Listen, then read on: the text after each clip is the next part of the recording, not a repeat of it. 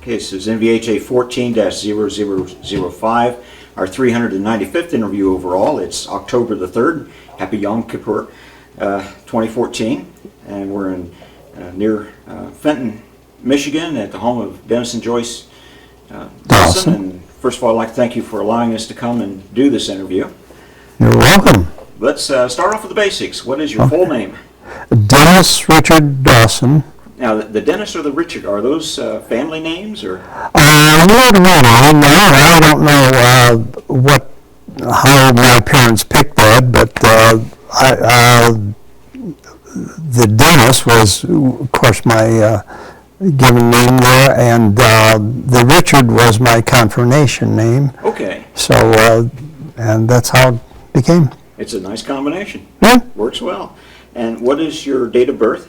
1st of December in 1926. And what was your highest rank in the military? Sergeant, Okay. buck sergeant. Well, Sergeant Dawson, where were you born? In Detroit, Michigan, on the west side of Detroit. Okay.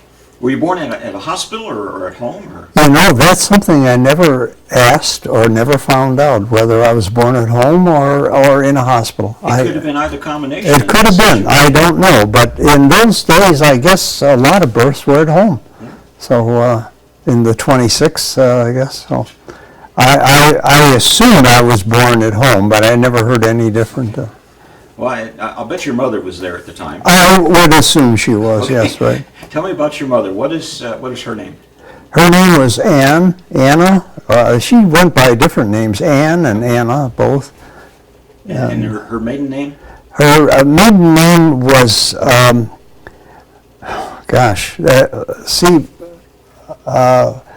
mother came from Germany. Okay. And when they came into the port of embarkation, they really never got the names quite straight. So my mother never really knew what her name was. It was, some called her Grebe, and some called her Greba, but she really didn't know. But I think it was Grebe, Grebe, I think Okay. it was what it was. Okay. I've heard of that before. Yeah. The people writing it down just translate it the way they Translated the way they heard it, yes. Right. Okay. What would you tell folks about your mother? What was she like? Well, a stay-at-home mom, of course, and I thought the world of her because she just did a great job in raising her two boys. She, I guess, always tried to give me the right direction as to in growing up, but she never had. She didn't have her daughters, just her two boys. So I got to do a lot of chores that were maybe meant for girls, and like a lot of dusting and window cleaning and things like that. So. Anyway, she taught me the basics, and I carry that on to this day, really, as to, trying to be a good son and good father. Sounds like a very nice mother. Well, I enjoyed my childhood. Of course, it went through the Great Depression, and although we didn't have a lot of things, but neither did our neighbors. So we never missed those things, really. Yeah. So she was, and she made up for a lot of things that we didn't have, gave us a lot of love. Sure. And also was very strict, too, and we never got away with anything. So. Now, who's the disciplinarian in the home, your mother or your father? Well, of course, my mother was a disciplinarian. My father had I think the upper hand and the stronger hand is what it is. It was, I think, how should I say, we weren't really hollered at that much, really weren't. And I guess our corrections, as you would say, a pat on the butt and things like that, they weren't that strict, I mean, but I don't think we ever gave her cause or much cause to get that mad at us. That's the key. Yeah. You're a very smart child. And your father, what was his name? His name was actually Bruno, B-R-U-N-O, Okay. but they called him Bill. Okay. So he was Bill Dawson, yeah. And, what would you tell folks about your dad? Well, a blue-collar worker. Again, in the Depressions, at one period I recall he didn't work for 3 years. Wow. And we, at that point, had to move in with my grandmother, who owned a home and had a large home, so we moved in with her, actually. And he worked whenever he could, and how should I say, he did just the best he could. Yeah. Was he an outgoing guy? He was, I would say, not really outgoing, but he enjoyed certain things. He enjoyed baseball and enjoyed, he did a little bit of hunting. Okay. And I don't know, he was just an ordinary father as far as I was concerned. Where were some of the places that he worked? Well, mainly Ford Motor Company. Okay. He was there for, at the Rouge plant for about, I think, 37 years he was there. And he worked for Briggs also at one time, but he worked wherever he could get a job. And I think one of his first jobs was metal finishing. And of course he did that at Briggs because Briggs was also a body builder at that time. Okay. And so he got work wherever he could, but as I said, his main job turned out to be Ford Motor Company. All right. So. Now, where did you live? You say you had to move in with your grandmother, but where Right. did you originally live? And that part I don't know because I was born when we were at my grandmother's, when we went to my grandmother's house, because that's where I remember starting out in that area there. Where was that located? That was in the west side of Detroit. Warren Avenue was one of the major arteries there, and Livernois was another artery. And we were born in that particular area. Now, you mentioned... or I was born, rather. You mentioned your brother. You just had the one sibling? I just had the one brother, yes. And Right. his name and a little something about your brother. Well, Arnold was his, Arnold Joseph was his name. He was 7 years older than I was, so we never had how should I say, a close relationship because he had his friends and I had my friends. So, although I really looked up to him because he was as far as I was concerned, really a great guy. I really. Exactly what you're talking about because my brother's 6 years older than I am. Yeah. And the same thought processes. Yeah. Great guy, looked up to him, and he was walking out the door as I was coming in. So. Yeah. Yeah. So as I said, we never had a really close relationship, but on occasion we played together. Okay. Yeah. Is he still around? Or? No, he passed away a number of years ago, and he got lupus, and that affected his immune system. So he was, in his later years, was ill quite a bit. So I really had missed him when he passed away because he meant a lot to me. I can imagine. Yeah. Wow.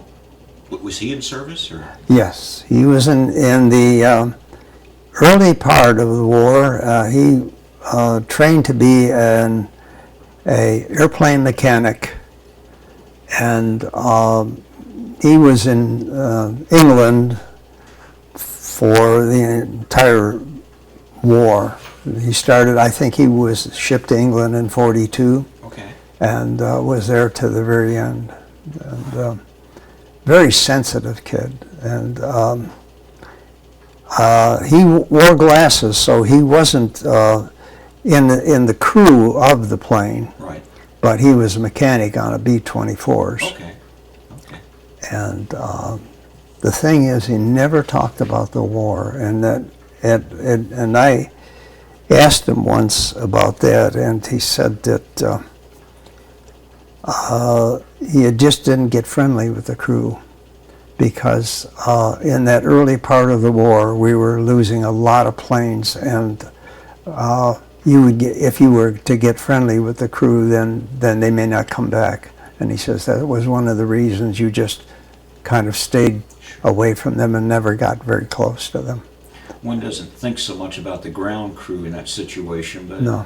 they saw him leave, they didn't see him come back, That's right. or they had to make repairs to the plane That people shouldn't have to see. right. That's And so I respected, you know, what he went through too. Mentally, he went through a lot. Did you know your grandparents on either side very well? I only knew my maternal grandmother, and that was the house that we lived in. That was her house, and she was one of the grandest ladies I've ever known, really. She and I got along real well. And of course, she again had German ancestry, and my brother got to know a lot more German than I did, because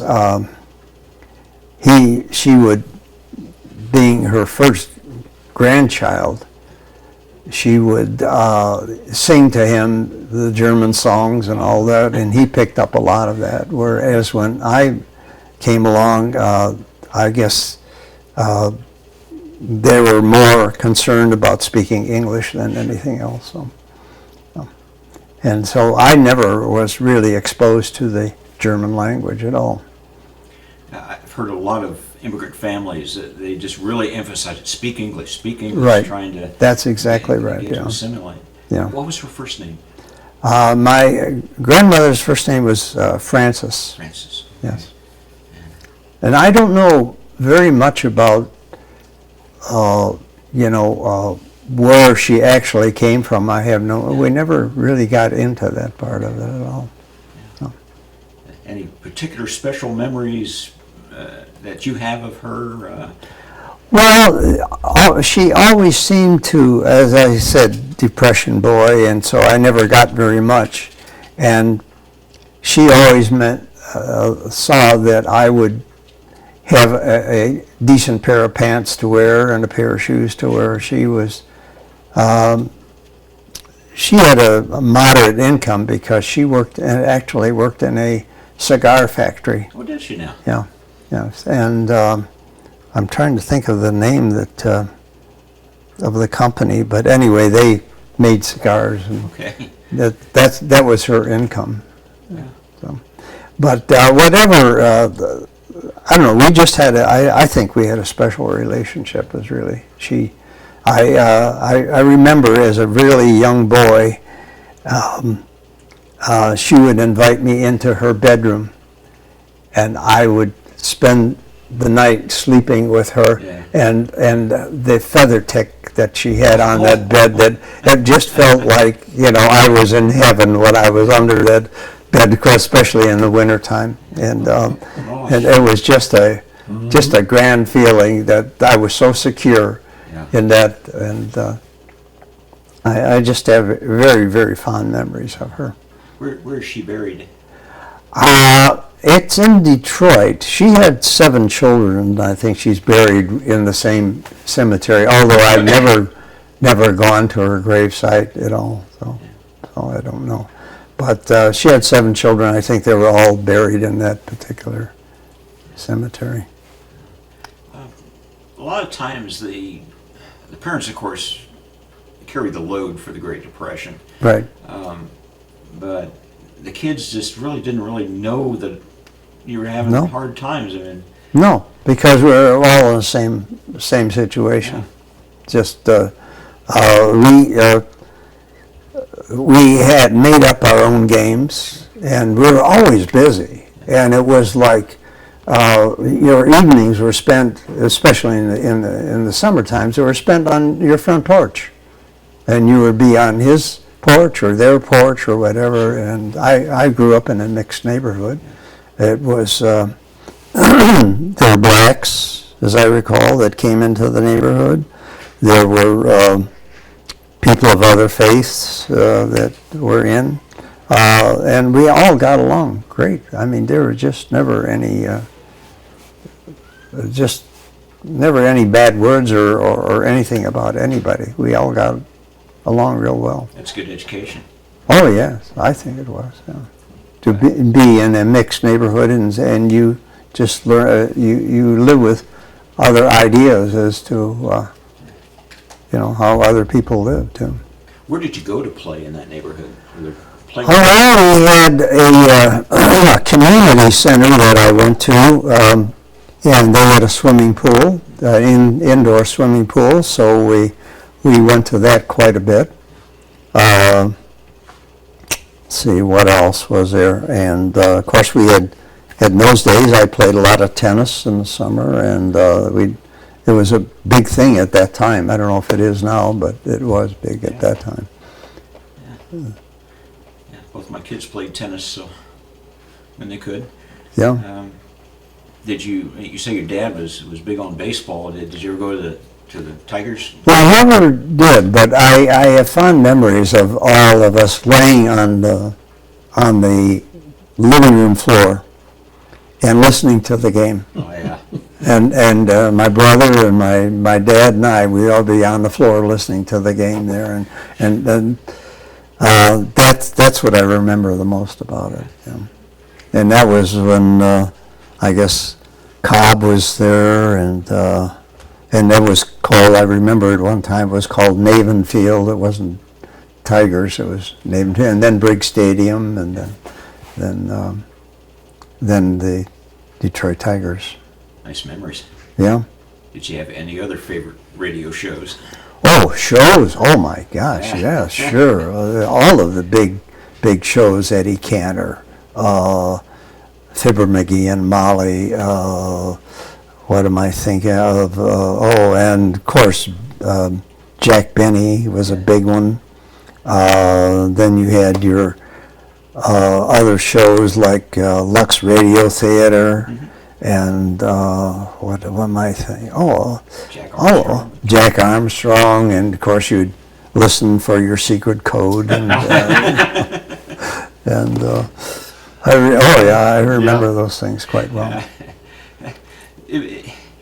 It was better in television in some ways, because you could picture it any way you wanted to. Exactly right. Yeah. Yeah. If you have good writing, you could. Oh yes. Yeah. I miss that sort of thing, using your imagination as to. When you played, you use your imagination. Sure, of course we did, and we would just make games out of everything. I remember we would. In those days, you had alleys in your back of your house, and we'd go back there and have baseball games in the alley. Okay. And of course, one of the biggest problems was hitting the ball and it going into somebody's yard. And then if you didn't have a neighbor that you got along with, then you'd have a hard time, or they had a dog in there, and then you try to get the ball out again. So there was a movie, wasn't it called Sandlot? Yeah.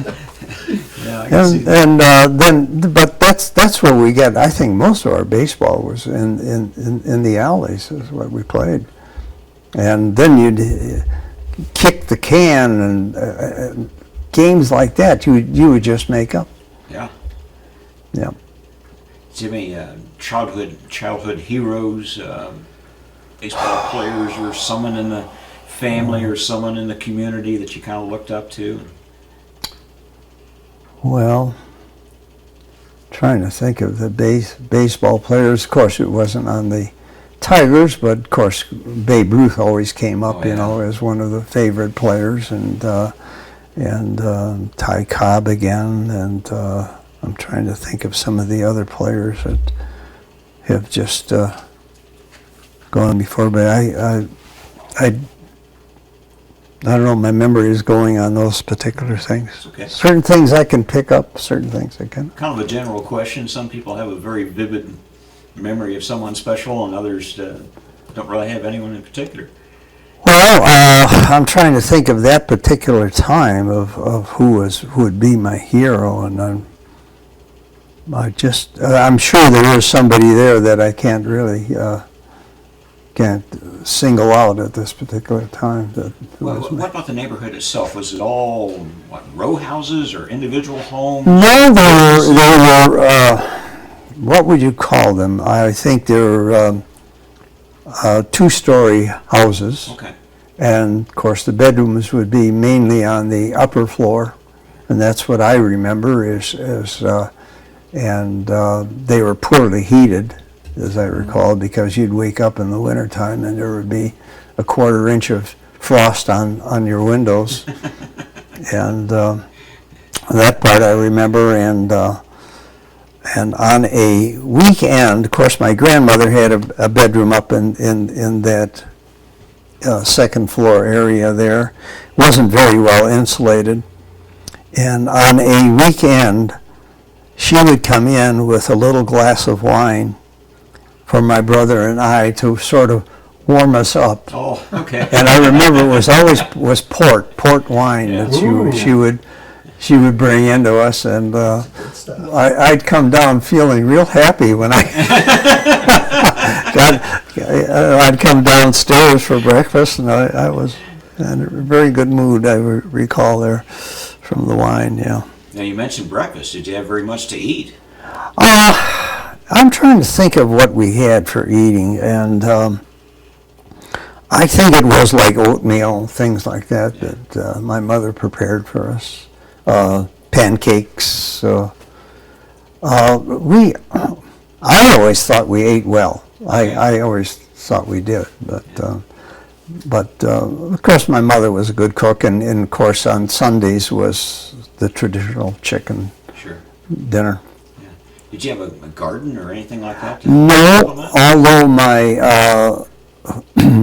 mother and father had relatives that had farms that we would go to and get our produce from them.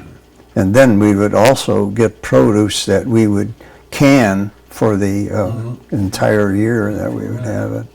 And one of the farms that we would go to was in an area where I bought my second home, and that was in Rochester. And there was, at that time, when I was a young boy, it was all farmland. Sure.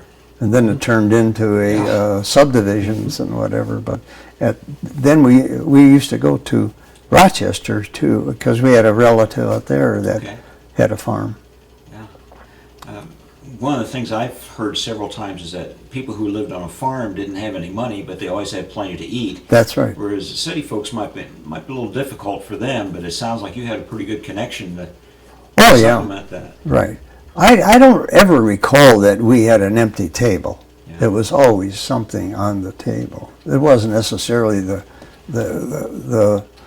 thing that I would say was, that my favorite food, but it was always something there. One of my memories, not the fondest memories, was fried bologna. I mean, the big pieces of bologna.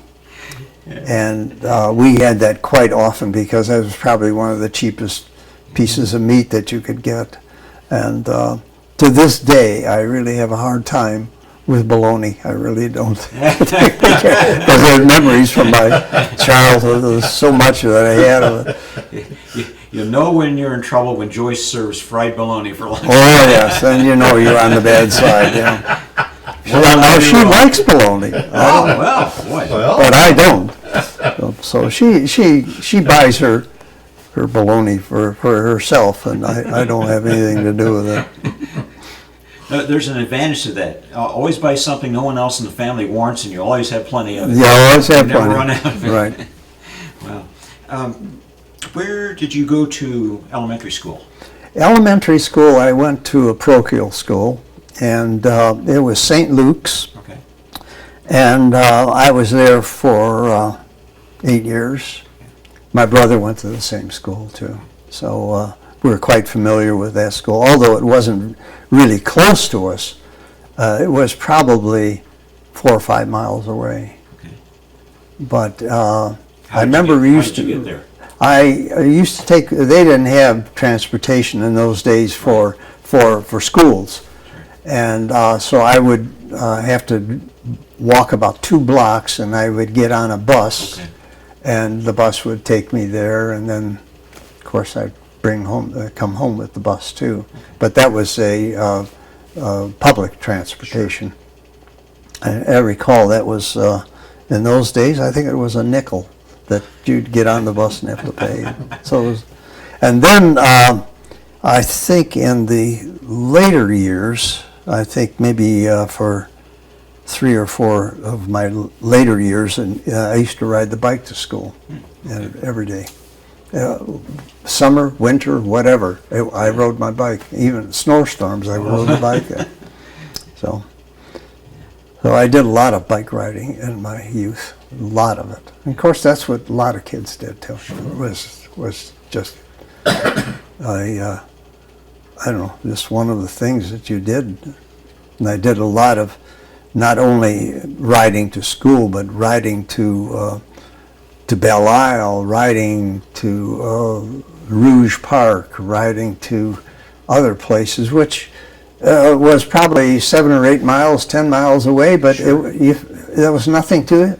Really, I mean, boy, my leg muscles, I recall, were really well built because I could ride all day, and it would never affect me. I never got tired at all. Never. Well, I still ride bicycles, so Yeah, it's very good for you. good exercise. For sure. And you never worried about somebody grabbing you or anything? I mean, That was another thing. yeah. That was just, you never have to, even in the mixed neighborhood that I was in, you never worried about anybody breaking into your house. Never. It was just you felt the security in a sense. And there was just never any violence. Now, if I stepped out of my neighborhood and I went into a neighborhood that I wasn't familiar with, or they weren't familiar with me, then you might have trouble. But in my neighborhood where I was raised, I had, blacks, whites, whatever it is, Hispanic, whatever, and you just got along with everybody. I don't know. There was no problems whatsoever. Probably couldn't get away with anything either. Oh, no. Couldn't do it. No. You got home before you did. Yeah. Did you have a telephone? At home, that first house never had one, no. Okay. I think we were one of the first ones, though, to have a refrigerator in our area. Because of course, I grew up with ice boxes, Sure. but I recall that I think we were one of the first ones ever to get a electric refrigerator. Yeah. A lot of kids have said that the ice wagon was a... Oh, that was a very common thing. And on about 2 blocks away for us, we had the ice house that actually made the ice. Well, Okay. you were in Seventh Heaven. Yeah, and we would go there. A couple of my friends and I would go there and help them load up the ice onto the. What? We weren't paid for that. We just went there to get the ice chips. Is what we would go there for. Someplace cool to go in summertime. Oh yeah, To get the yeah. ice chips. So we enjoyed that part of it. So. Sure. How did you heat the home? Was it coal or? It was cold, yeah. And also, you would have to, of course, you had a coal bin Yeah. that you'd have to stock up for the winter. And I remember us, the coal truck would come and dump your coal into the street, and then you would have to wheelbarrow it into your house, into one of the basement windows that you'd pour the coal in. And we had, of course, a coal furnace, which my dad in the wintertime, before he went to work, he'd have to stock it up and make sure there was enough coal in there to run through a good part of the day. And then, of course, when he would come home, he would do the same thing again. Did you boys ever do any of that? Oh, sure we did. Yeah. You'd have to do that because your mother was upstairs cooking, and so you had your chores to do, of course. Yeah. What kind of a stove did she use? She used a gas stove, and at that time I don't think it was called natural gas. I think they produced the gas from coal. They had Okay. these big cylinders that they had LP gas. that they made the gas, and Right. then they were pumped into these cylinders, Okay. and then that was distributed underground to the different homes. Yeah, that we had. That was one of the Okay. conveniences we had was not natural gas, but produced gas. Somehow they made it out of coal, I think. It's almost like having a microwave today. It was a Yeah. Oh, yeah. Yeah, but but then we had a gas stove, of course. We didn't have a wood burner or anything like that. One question that got away from me. Sure. Was your dad in the service? No. Okay. He actually came from Germany. Okay. He was about to enter, as I get the story, he was about to enter the Kaiser's army. And so one way to get out was to get to the USA. So that's what he did. Interesting story there. Yeah. No, that's and my mother and he met in a church choir. Did they now? Yeah, and that's how they got acquainted. Yeah, so I guess they both had gone to the same church, same parish, and so that's how they got to know each other. Is it a German Catholic church or Lutheran or Catholic. Catholic? Yep. Okay. Yeah. Wow. Yeah, my wife's family are German Catholics. Really? Yeah. And my Joyce's family. Our family never spoke German in that house. It was never a word. Of course, my mother was raised in this country, so Sure. she didn't know that much German. But her family, my wife's family, her mother's was raised in a German family and spoke German. Okay. That was like their first language, and English was their second. Whereas English was our first language. Absolutely. Yeah. Right. Being from such a strong German heritage, I've heard some people in that situation say they felt kind of uneasy about fighting Germany in World War II for fear that they might be shooting at one of their relatives or something. Did you ever experience that yourself? No, never. Just never? Never. As I said, I think I was raised in strictly an American house. It wasn't, other than my grandmother speaking German, that was the only thing that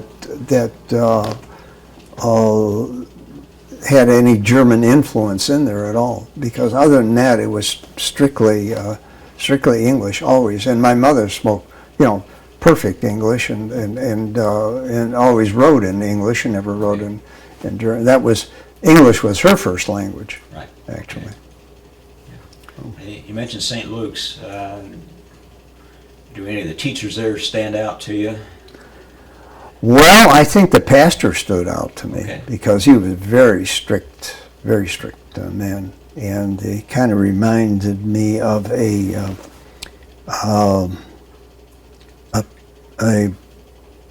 pastor of one of the churches where he actually spoke on the radio. Coughlin was his name. Oh, sure. And my pastor at St. Luke's Carter reminded me of that pastor because he was very, very strict and had certain ideas about the way kids should be behaving and whatever, and you'd never wanted to, get on his bad side. You never did. And of course, my brother was an altar boy, and served with this priest. I can't remember his name. I remember Coughlin's name, but I can't remember his name. McQuinnan, Father McQuinnan was his name. Anyway, We've got fun. my brother was, an altar boy, and he and his buddy were serving Mass with Father McQuinnan, and I guess altar boys, boys being as they are, started to make faces at each other, and of course my Oh, no. my brother's buddy there, he was holding the prayer book on his hands, and it was towards his forehead that it was leaning on. He was holding it like that, and of course the priest was reading the prayers, and my brother's buddy started to giggle, and the book was shaking. And so McQuinnan takes the book and just looks at him and rams it right into his forehead. Oh, no. But that was the kind of a guy he was. But anyway, that's what I remember about St. Luke's. Oh, that's funny. That's great. Where did you go to high school? High school, I started in a high school, and of course I was living in Detroit at that time, and again at my grandmother's house. And so I went to Chatsey High School for 1 year, which was in the Detroit southwest area, Detroit southwest area. And I went there for 1 year, and then my parents built a house in East Detroit in '42, and so I went to East Detroit, moved to East Detroit, and which is now East Point, and then I went to East Detroit High for 3 years. Okay. What were your good subjects in school? Well, I liked math. I liked most kinds of math. Algebra was one of my favorite subjects, and I liked science too. I really enjoyed that because that was logic, and I think that was one of my two favorite subjects. Okay. Did you have any particular teachers that stood out, or principals or what have you? Well, coaches or? No, I never played sports in school. Never did play it. But I think, I don't know if there wasn't any real particular teacher that stood out. I remember a teacher in my first grade in parochial school. She stood out, and that was a nun, and I can't remember her name now, but. That would be the only thing. I mean that had anything impression on my memory. Why did she stand out? I don't know. I don't know if that was just the way she handled the children, whatever. Because nuns were quite strict in those days, and they didn't ever spare the rod, really. So if you misbehaved, your parents gave them permission to straighten you out. Oh, sure. And that's the way I was raised. But I never regretted that the parochial upbringing, because I think it really straightened you out as to you were there to learn, and you weren't there to fool around or anything. So when I went into public high school, I was in the first year, the 9th grade, I was actually bored because I've had all of that already. It was very boring to me, and but then as it progressed, and then I had to cram the books again. But in that first year, it was just I coasted through. I didn't even know if I even opened the book then. 30 seconds. Yeah. That's pretty good. And we're still in high school here.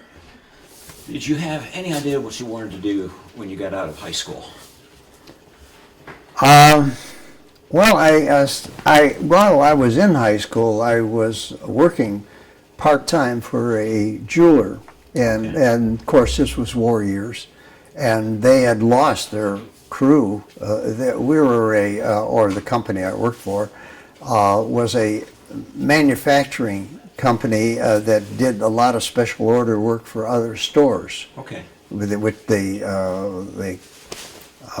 I'm trying to think of the terminology that they used for it. It was anyway. So we did a lot of work for them, and that's where I had got my part-time job. Okay.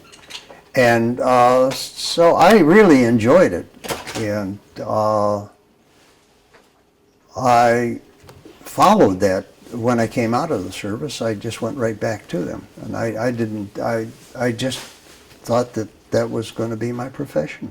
I didn't, although at one time I did apply at the Ford Motor Company, not to be a line worker, but to get into their engineering department. Oh, okay. But I just didn't have the qualifications for it, you know, the background, and so of course they didn't hire me. But that was only one of the changes that I had thought that I might want to make, but I never achieved that part. And what was the name of this company? Wackler and Horwitz was the name of the company, and they were in business since 1922. Okay. I joined them in,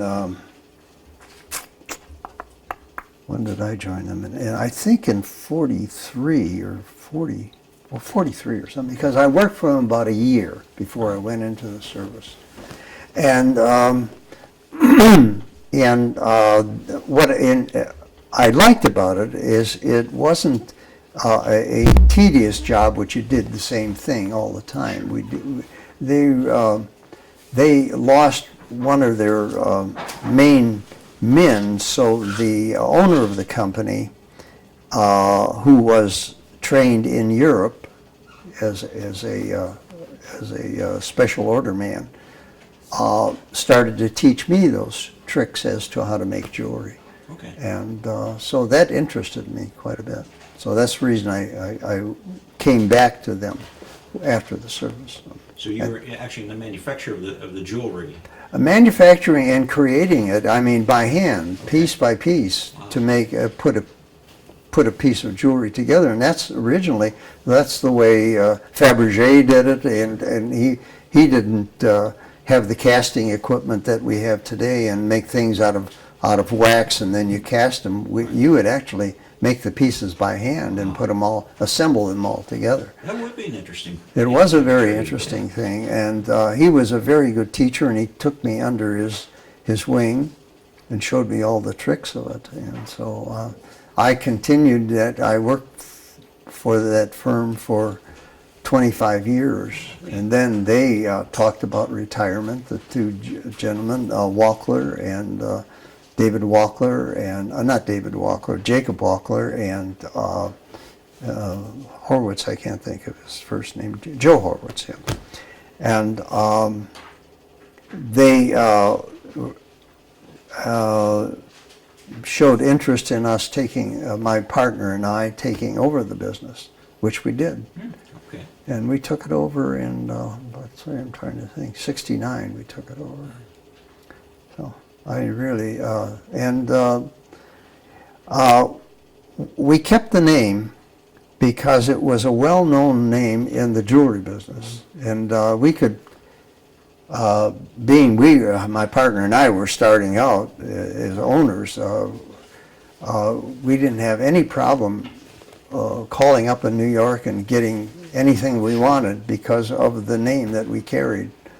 And so that's the reason we kept it. And we didn't. It was good for business, but it was also a nice way to honor the men who had helped you and got you started in the business. Well, I never looked at it that way, truthfully, honoring them, although I did respect them quite a bit because they were very talented men, extremely talented, and I just really liked the way they made jewelry, and it was always we never had any complaints as to the way we did things. I never had to do them over again, let's put it that way. You talk about the tricks of the trade. What are some of those tricks of the trade? Oh, there's many tricks of it, but I'm just trying to think of what it is. I mean, there's so many facets of the jewelry business. I mean, you know, you have engraving, you have watchmaking, you have diamond setting, you have, you know, the creating of jewelry, the designing, you have all of these different things. And usually you specialize in one or two of the things. And my specialty was the not necessarily the designing of it, but creating the piece and diamond setting. That was my part of the business.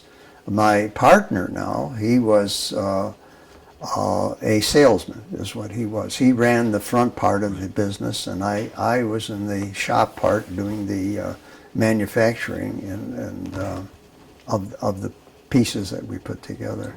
And we had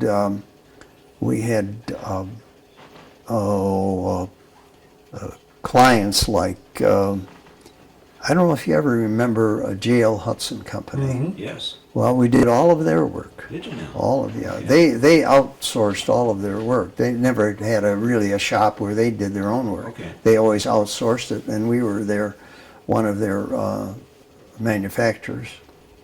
We had Neiman Marcus we did work for. We had Saks. We had, oh my gosh, a lot of, and now those people came to us. We didn't go to them, but it was word, you know, through the industry that that, you know, this place did work. Walker & Hortz did their work, so they would come to us and ask if we would do it, and we were quite well known in the jewelry business.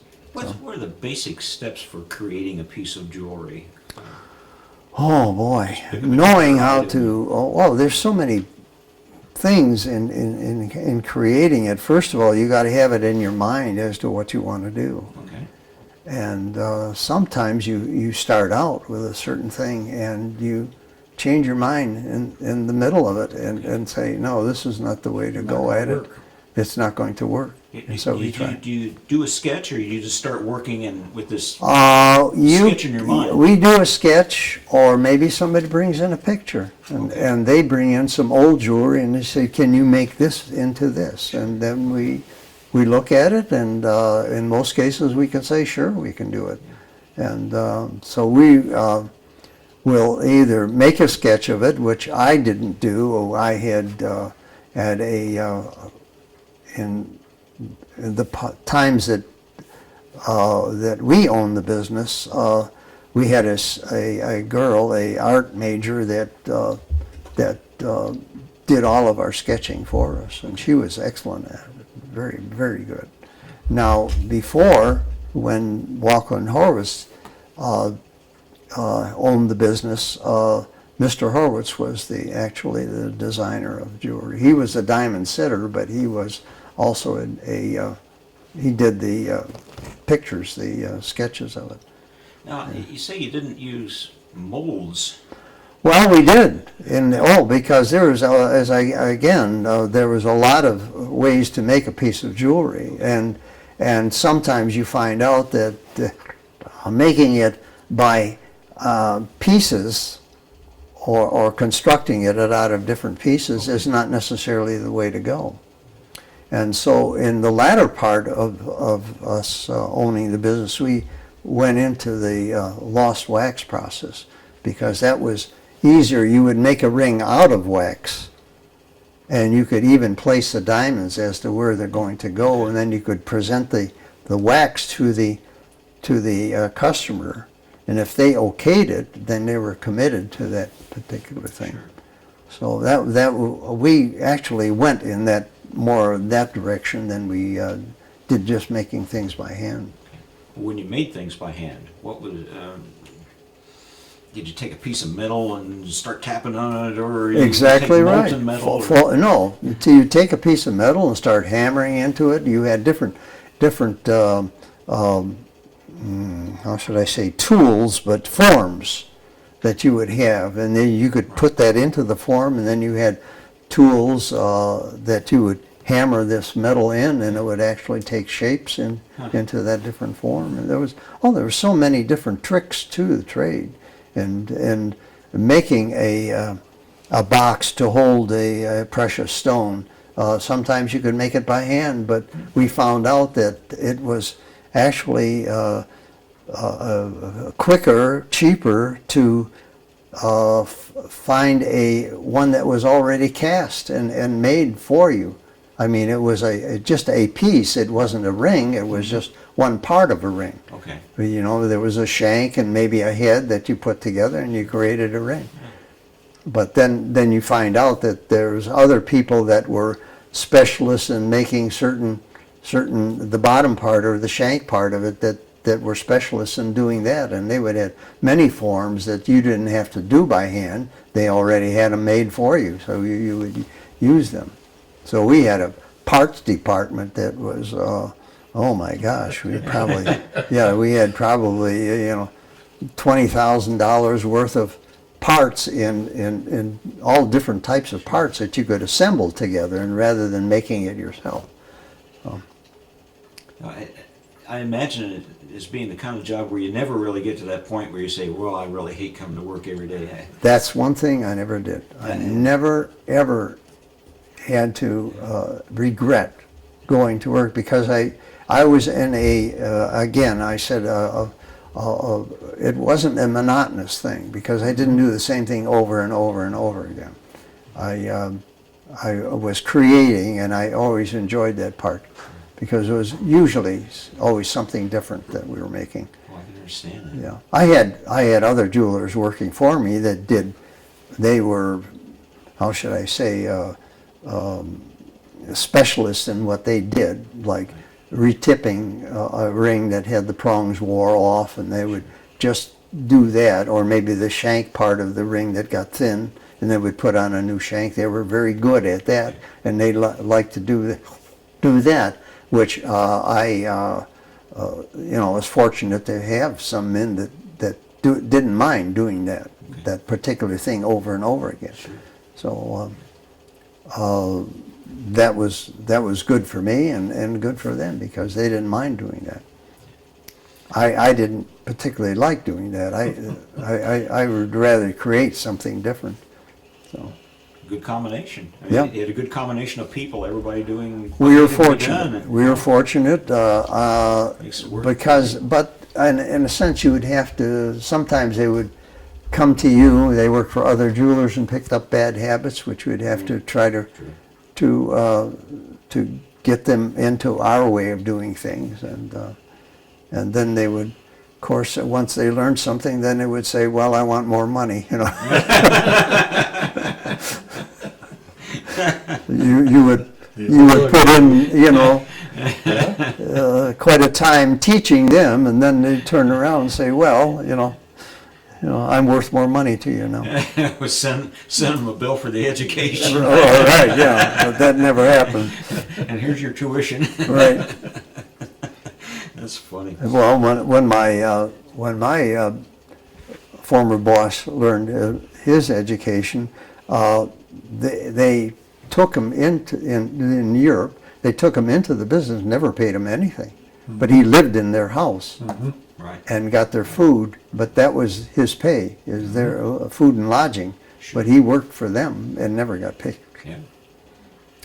It's, I think it's a combination that would work well today if people would just do it. Right. Be willing to do it. Yeah. But he had a very, very good education, and I, fortunately, he taught me a lot of the tricks, and I really enjoyed that. Wow.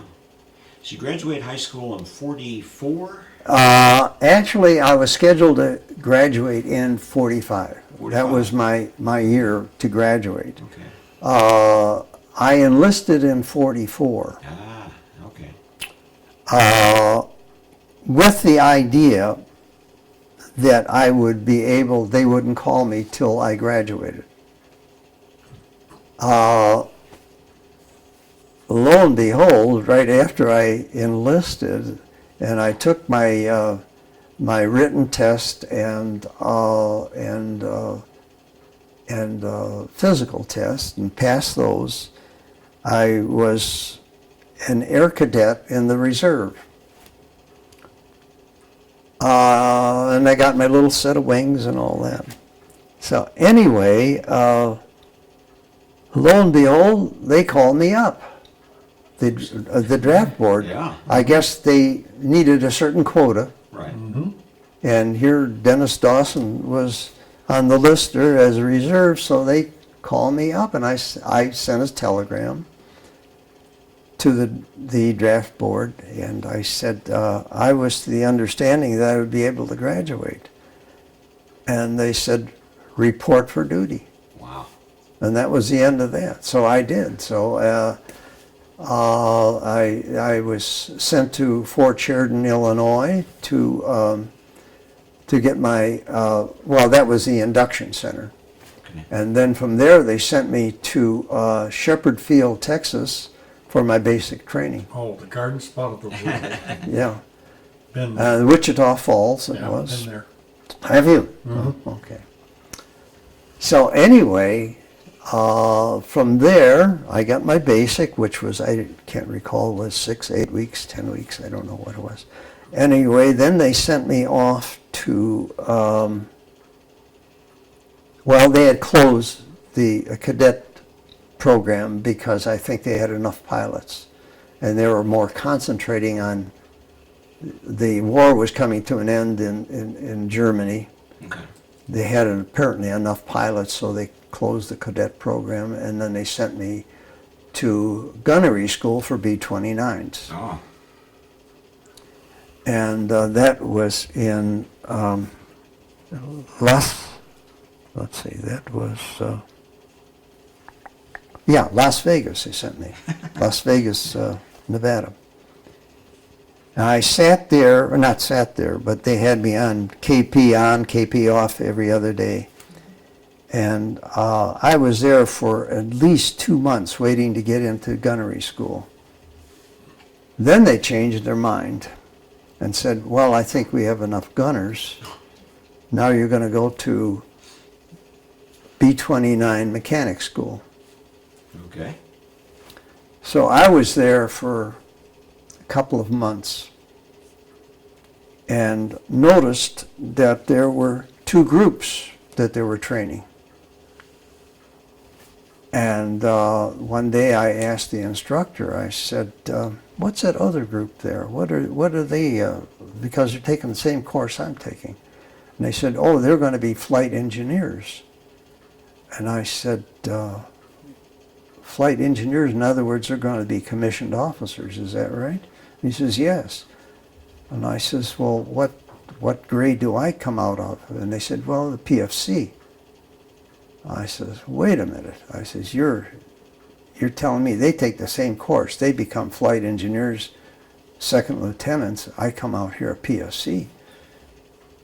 And I says, yeah, that's right. So I says, well, I think that's a bit unfair. And then they opened up a program. They said they need occupational forces in Europe because the boys were starting to come home. Right. And I said, well, I'm going to look into this. So I did. And so I was mustered out of the Air Force and joined the regular Army. Okay. I see. And you had no idea where you're going.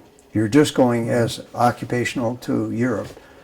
So as the boys were coming home, I went there, and I was assigned to a aviation engineering battalion, which was to build and rebuild airfields.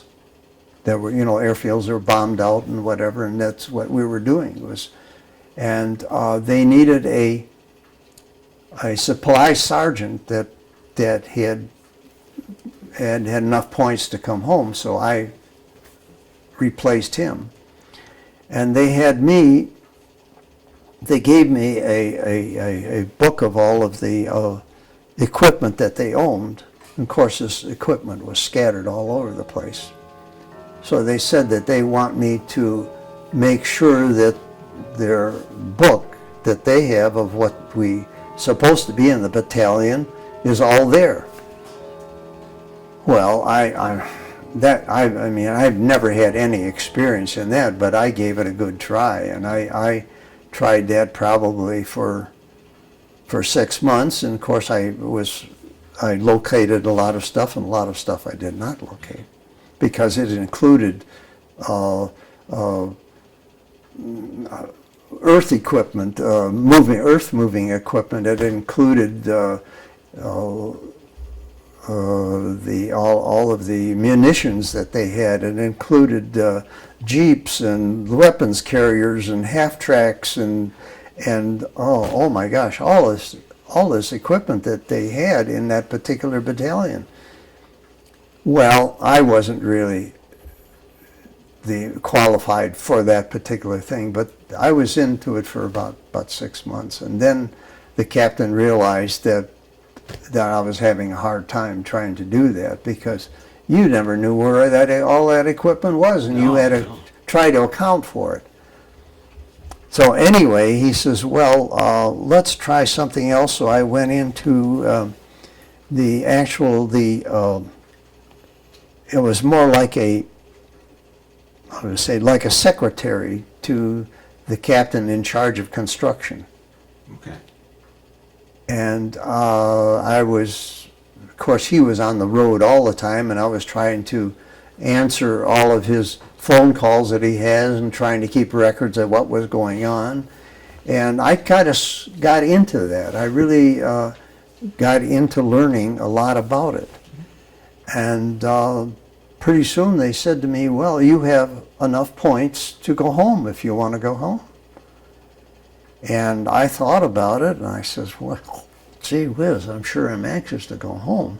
And the captain in charge of it, he said, they said, Dawson, if you, if you would sign up for another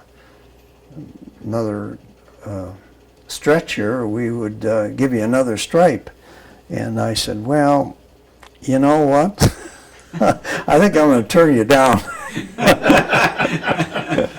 And so that's what it is. So then I went into on my way home. I went to Bremerhaven and then came back. I came in through France, Belgium, and Germany, and I went home through Bremerhaven, and then ended up in Fort Meade, Maryland for discharge, and that's how it went.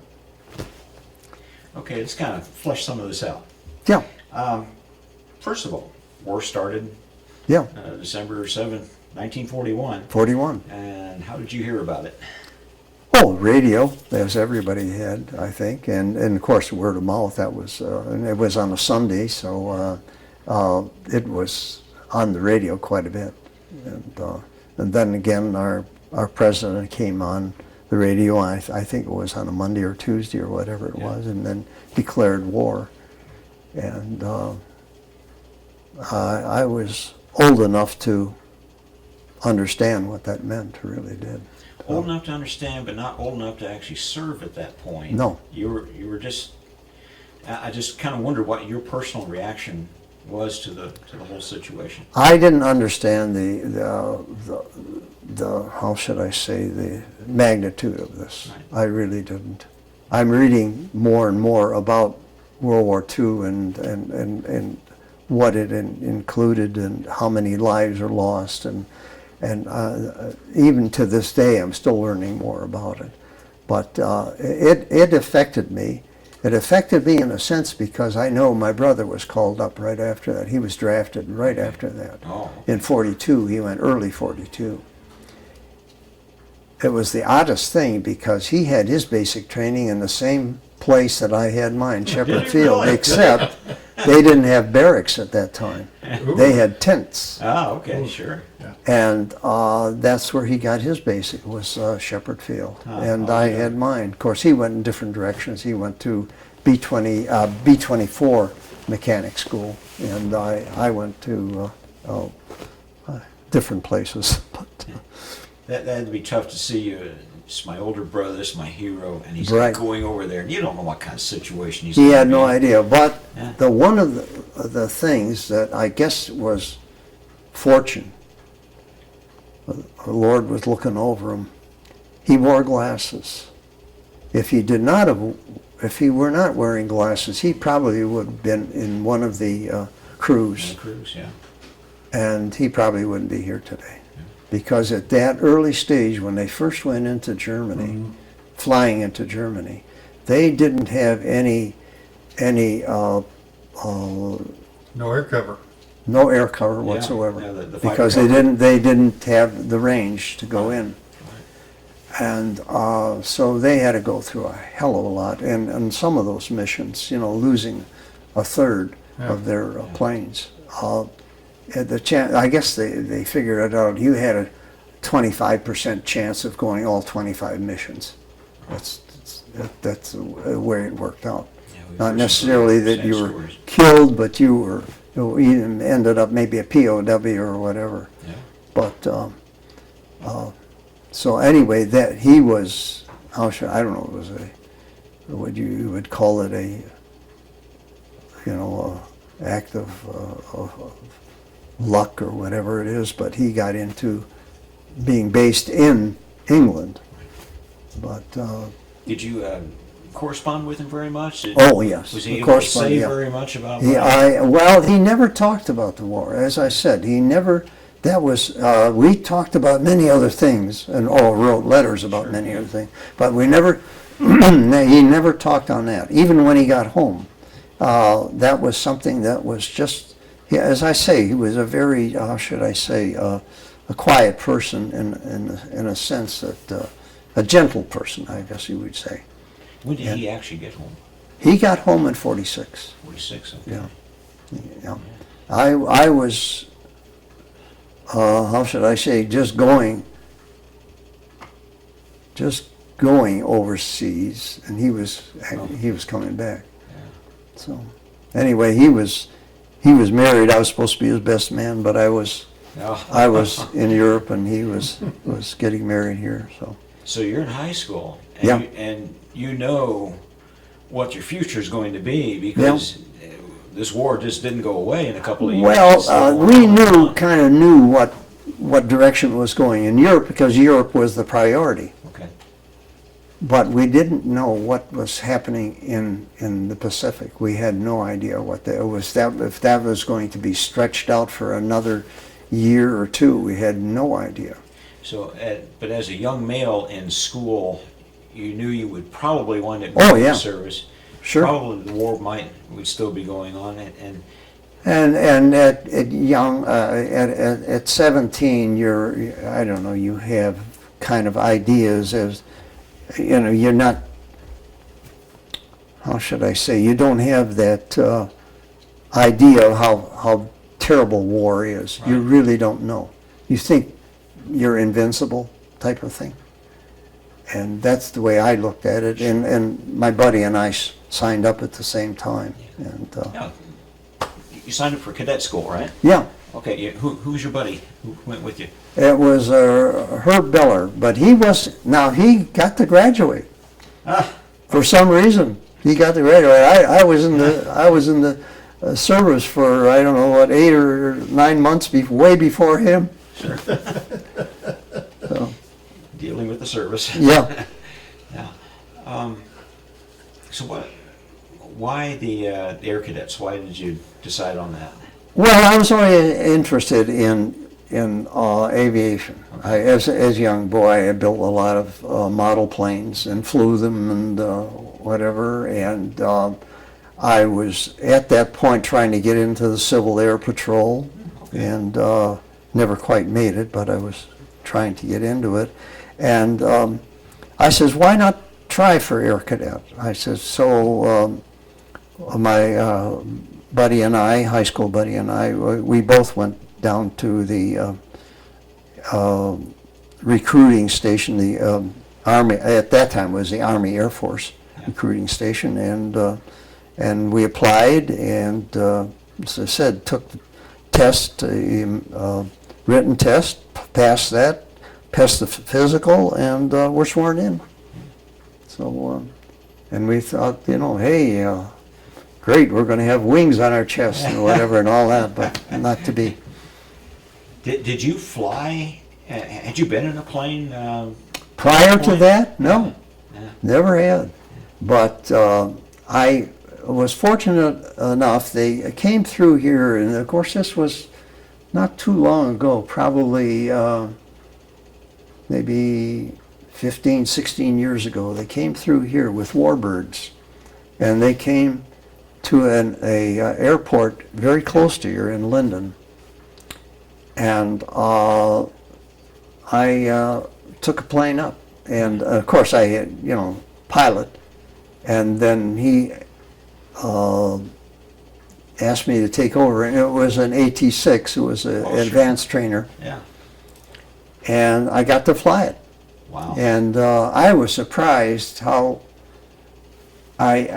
easy it was to control that plane. So anyway, we went through maneuvers at loops. Went through and he actually let go of the controls and he told me what to do. And and we did our we did our rolls and all of those maneuvers that we were doing, and then at the at the end of the session there that we're up there, he said, "Take us home," and I says, "Where am I?" And he says, "Well, just do a 180." So I banked the plane and we went around, and we came into 23. And he says, "Okay, just follow 23, follow the traffic." And that's what I did. We came into Linden, of course he took over, landed the plane, but I just enjoyed that thoroughly. Oh, what an experience. Yeah, and just really that kind of filled in for me a little bit. Sure. And then my son is a private pilot, my older son. So anyway, but I never took flying lessons or anything like that. Yeah. And I don't know. Before you took the lessons, that's pretty good. Yeah, but I just had the instinct to be able to take over the controls, and he said, just keep the horizon level, and that's all I did. Now, something I never really given much thought to until now. They manufactured an awful lot of aircraft here in Detroit. Oh, they sure did. How did they get them to the various fields where they needed them? Did they fly them out of here? Did they ship them in parts and assemble them? No. Well, in certain situations where they shipped them by boat. Right. Yeah.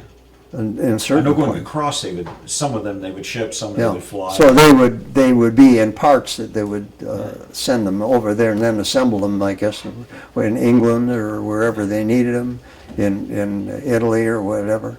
And but a lot of them were flown by women. Mm-hmm. Right. And they would fly a lot of the pursuit planes. They would fly them over. Sure. By themselves, or anyway, they would train the pilots here and have them fly them over. Yeah. So I was just wondering, as a child in the Detroit area, did you see flights of planes going over? No, never did. We had demonstrations of planes, because they were showing you the what the companies were producing, so many. Okay. Of course, Ford Motor Company was really involved in that, doing the 24s, B-24s, and they were turning them out like, one every 5 minutes or whatever. They were turning them out, because Ford knew how to run a production line. So. Yeah, it's amazing how we made such a quick transition from domestic production to war production like that. Oh, it was, but I think everybody was involved in it. Right. And even as a teenager, going out and doing scrap metal drives and saving your toothpaste tubes because they were made of lead, and you would save those and save your cans and all that stuff. But everyone was involved in it, really. So it was an effort that everybody participated.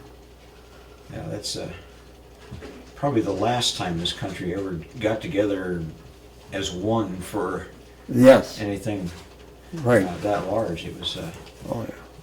and it couldn't have been done if just this group had done this part of the job and everyone else just sat around and watched them do it. You're right, the scrap drives, every little thing.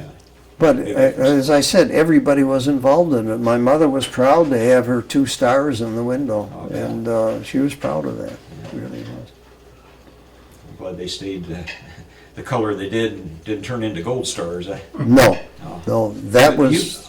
living in your neighborhood, I bet you saw a lot of those banners. Oh, almost every house had one. Yeah. Almost every house, and because so many people were involved in, in the war. So many, not only in the service, but also in the production of these parts that they had to make, tanks and guns and planes and all the other vehicles that were involved in it. And, When bad news came to one household, I suspect an awful lot of households around them yep. did what they could to help. Oh, you bet. But it was. I think. Yeah. Now, did you have any high school friends who were killed in the war? I had I wasn't really close to him, but it was the principal's son who was killed by a sniper in the Pacific, and I think it was Okinawa that he was killed, and that affected the whole school. Sure. And that really, had an effect on us because we knew that you just may not come back. So, Yeah, that makes it very real and very personal. yeah. You talked about going in and seeing the shiny wings and everything, and all Right. of a sudden, Well, I think it becomes a little took more real up that to way. that point, getting your wings and all that, but I think after your first mission, then you realize the severity of it and the chances of you not coming back. That's true. Because some of these guys on these missions, when they got out of the plane, they would get out and kiss the ground or say, I don't want this here. I'd have better chance in the infantry than I would have, going in a plane. That's true. That's true. Let's cut it off here. I think we're going to... So you got your basic training at Shepherd Field? Yes. All right. All right. You're a city boy going to the wilds of Texas. That's right. That had to be a different world altogether. Well, and for a boy that was probably the farthest he'd ever gone was to probably Windsor, Canada. It was about as far as he has ever gone from Detroit area. Yeah. So, that was quite an experience for me. And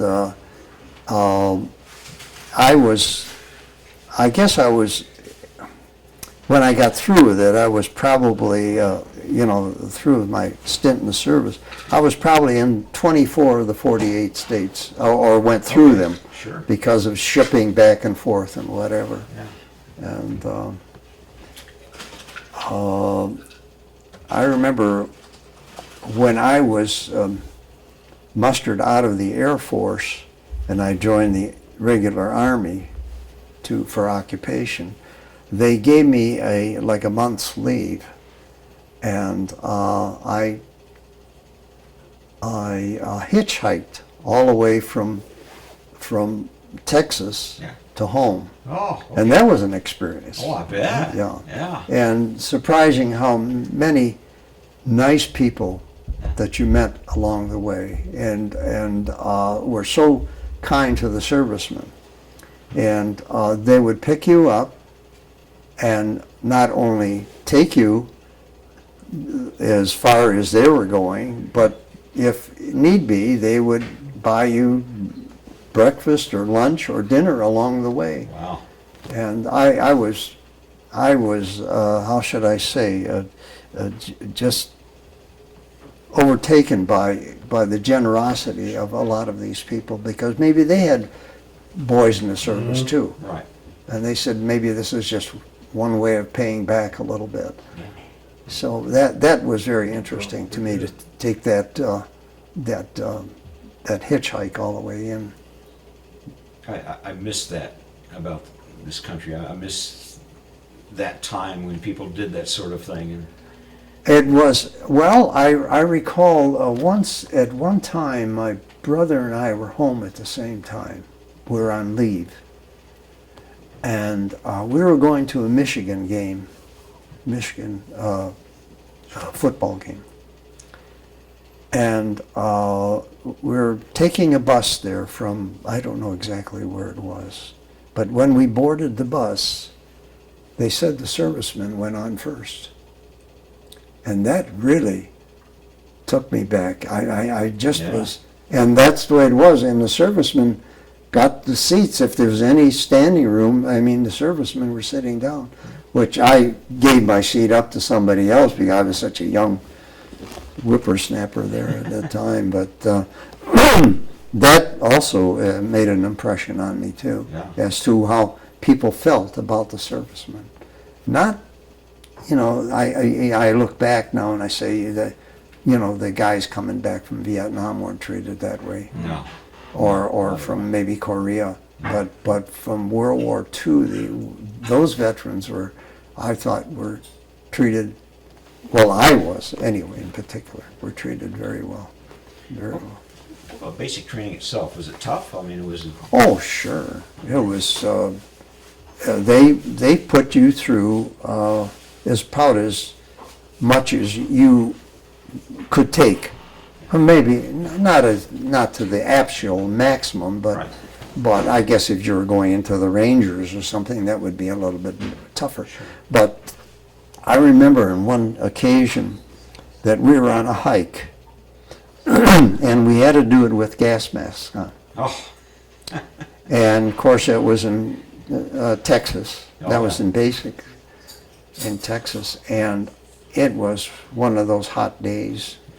And you were breathing through your gas mask, and I guess it was like a 10-mile hike or something like that. And there was a trick that some of them tried to play, and they would unscrew the front and take the diaphragm out, so they were actually breathing fresh air. yeah. But if the DI, with the drill instructor, ever caught you with that, boy, you were put on the list. You got to do double. Got to do double, right. Yeah. So anyway, so I wore it. I saw what happened to some of the other smart asses that tried to, and so anyway, I wore it. And every I don't know what it was, every 5 minutes you would have to take and release your gas mask and just let the sweat pour out of the thing because it would just build up with water in it. Yeah. And that was, I think, one of the toughest things of it, is going through it. And of course you went through all your gas drills too, where they exposed you to tear and other gases that you might find in the war, but of course we never did. But And you probably never wore the gas mask again after that. well, it was the only one occasion where we had to wear the gas mask for a particular reason. Yeah. We wore it in the gas drills. We wore those Right. too, and have to take them off to get a whiff of what they were giving you. And then these 10-mile hikes that we would go on, they would kind of wear you out. And of course, sometimes you'd have to do double time, and so and then going through the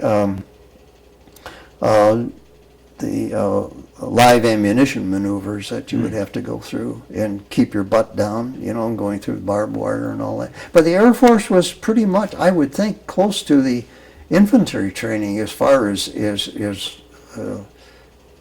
your introduction to that type of war. So, that is. But I thought it was good. They built you up, and of course you would go on the drill fields and drill for maybe an hour or so, in different type of marches, and you'd have to maneuvers that you would do. And in fact, when I was overseas and I had some rank, I was a drill instructor overseas, and you'd have to try to keep the guys in shape, and so you'd take them out on the drill field and give them some exercise, and that was like once a week we would have to do that. So, Did you like being a DI? Well, I tried to mix them up as much as I could, and get them going and try to get them not to coordinate, but they were pretty smart by that, they kind of stayed together. So.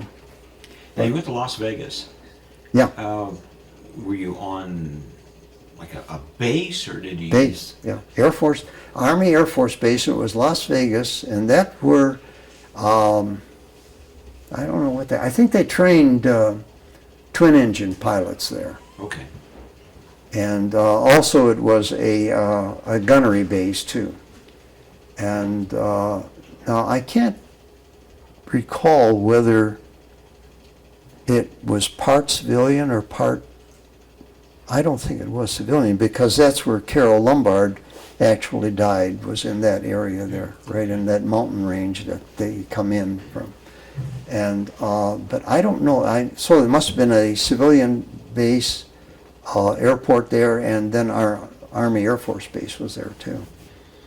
So, and that weather was hot, because I was there in the summer, and that was very, very hot. I think well over 100 degrees, but I was there strictly for my basic was over. I didn't do any of that, but that was sort of a KP type of waiting to get into gunnery school. It was sort of again a 1 day on KP, 1 day off KP type of thing. And so you had 1 day that you would just go to the pool and swim and whatever. The next day you would be on your KP duty. But that wasn't bad. But it was just the waiting period, I think, that kind of bothered me, because why waste all of that time? I think I was there at least 2 months before they decided what they wanted to do with me. And I felt I was like, hey guys, you bring me into the service long before I'm supposed to be in, and then you don't do anything with me. Train me, do something with me, but don't take me to a base and then I just wait, and then decide, no, we don't want you there, and ship you somewhere else. But I guess that was part of the the Army is, hurry up and wait type thing. There's a lot of that going on. Yeah.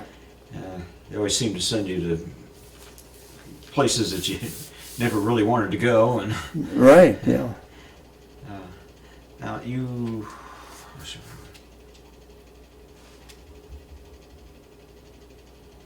were in gunnery school. You were in mechanic school. Yeah. As well.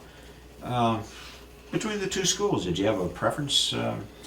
Did you enjoy one? Well, more than the other? actually, I enjoyed mechanic school, because I'm into mechanics. I really enjoyed it, but then again, I was disenchanted with the outcome of it, because once I became a mechanic, I just come out with such a small rating that I just felt that was unfair, that one group gets a commission and I don't.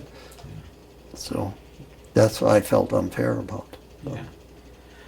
So you got into the regular Army. Yeah. And you went on occupation duty. How Right. did you get? You went to Germany. Yeah. How did you get there? Train.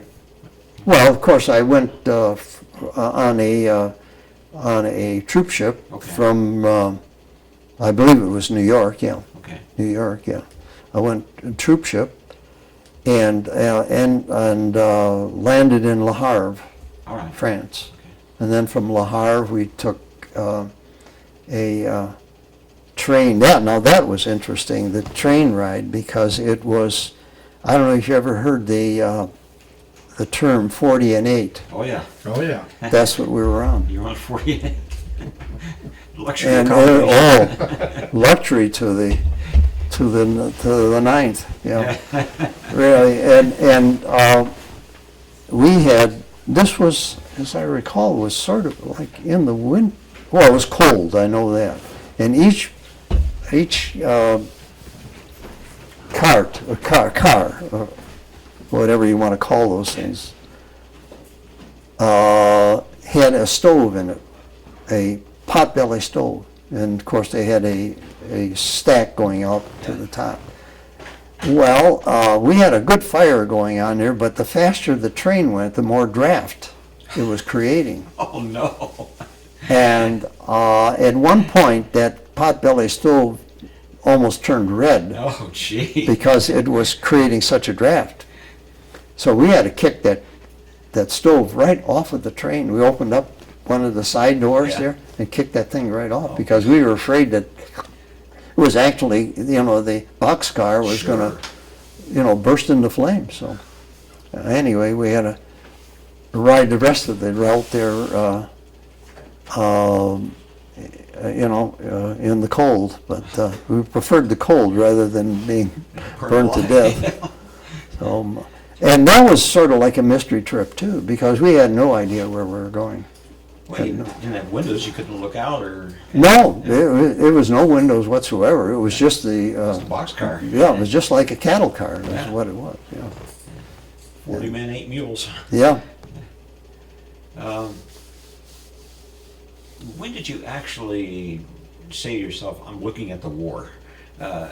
You had to have passed through some areas that had been bombed or shelled or... Oh, well, where I ended up in actually is Würzburg was just leveled, absolutely leveled. And we, of course, I got there when the debris was all over. Right.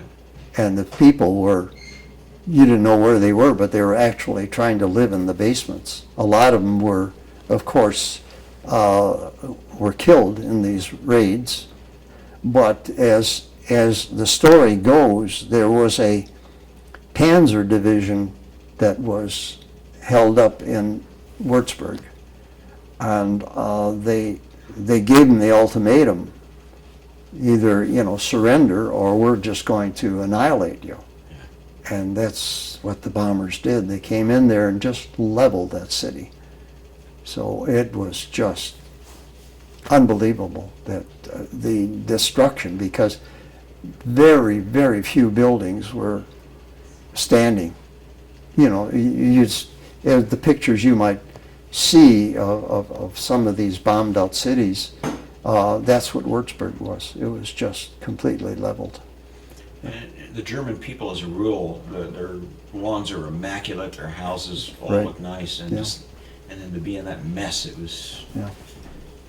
Now, the airfield wasn't in Würzburg. The airfield was in Giebelstadt, Okay. which was actually called Flugplatz Giebelstadt, which was a German air base at that Okay. time, and we took it over, and then we had to repair it because it became a fighter base for us. Okay. It was P-51s and P-38s were there, stationed there. So, Any German planes still around, or? wrecked. Yeah. Wrecked planes, yeah. Yeah. Yeah, there was, 109s and whatever, but none of them were in flying condition, for sure. So you got this job trying to figure out where all the stuff was.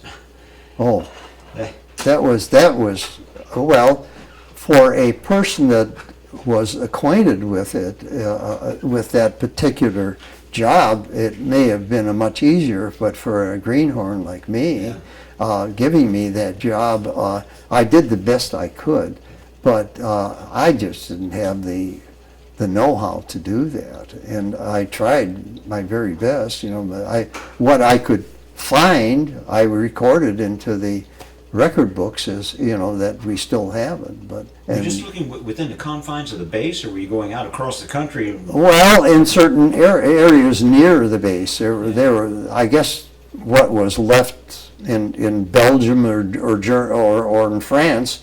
I'm not going to be looking after that. That was probably written off already.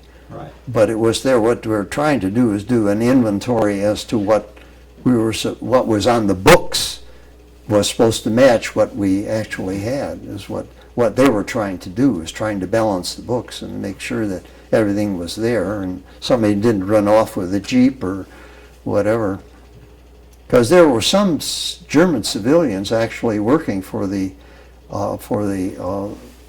Army, and they were actually assigned jeeps that that was for their disposal, but they worked for the government. So that was one of their perks, was to get transportation.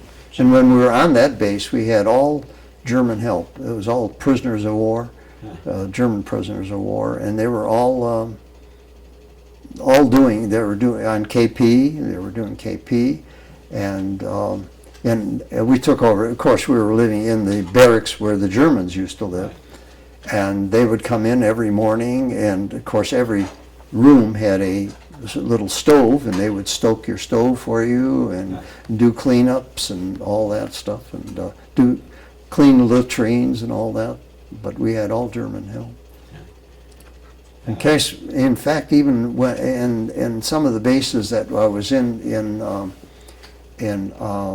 United States, they had POWs doing work. Okay, all right. Yeah.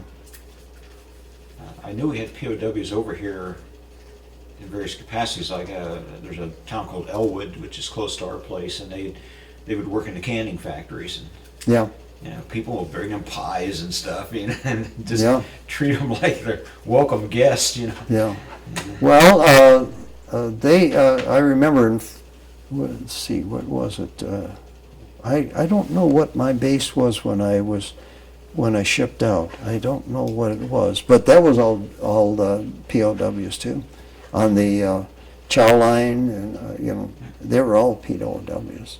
In fact, I needed another piece of cake, or wanted another piece of cake, so I knew a little bit of German, so I asked him in German, if I could have "Gehen Sie mir ein Strudel bitte," and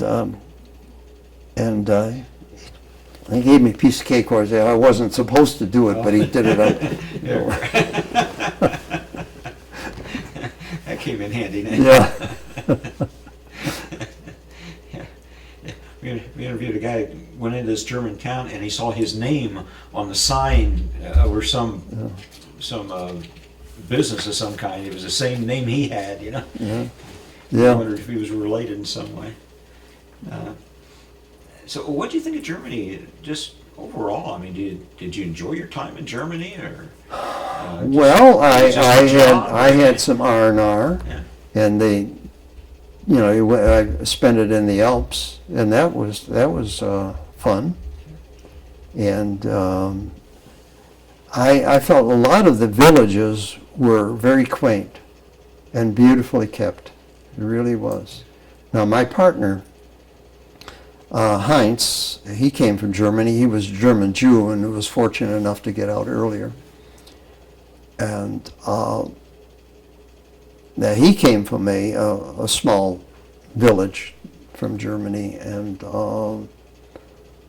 he was, of course, told me a lot about where he lived and what he went through as a German Jew, and of course this was just before they were sending him to concentration camps, so he was able to get out. But he wasn't.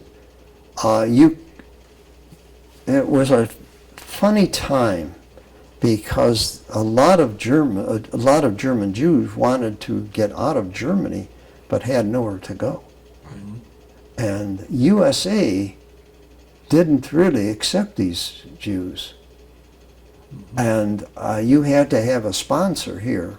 If you wanted to come into this country, you had to have somebody that would guarantee that they would feed you and house you, and so you wouldn't be a burden on society.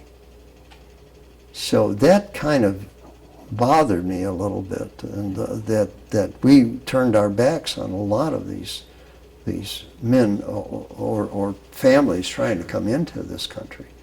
And he was fortunate. My partner was fortunate enough to have an uncle that was already here and owned an engineering company, and was able to sponsor his mother and father first, and then him and his sister, and got them over here. What were some of the things he told you about? He told me? Yeah, what before he? Well, that the way he was treated, because he was, this was, of course, in the earlier years, in the maybe middle 30s, that one day he was told that he wasn't allowed to go to that particular school anymore. So he was going to a school that was strictly, run by Jewish people. So he had to change his. And then his father owned a granary, and he was sort of not well-to-do, but he was above the average person. Sure. As far as his income was concerned. So he had a larger car, he had a chauffeur, and all of these things were taken away from him all of a sudden. It was given to the Nazi party, and he was just told that they don't want him in this village anymore. So he understood and was able to get out of it, but he had to give all of that up, all of his wealth, whatever he had there.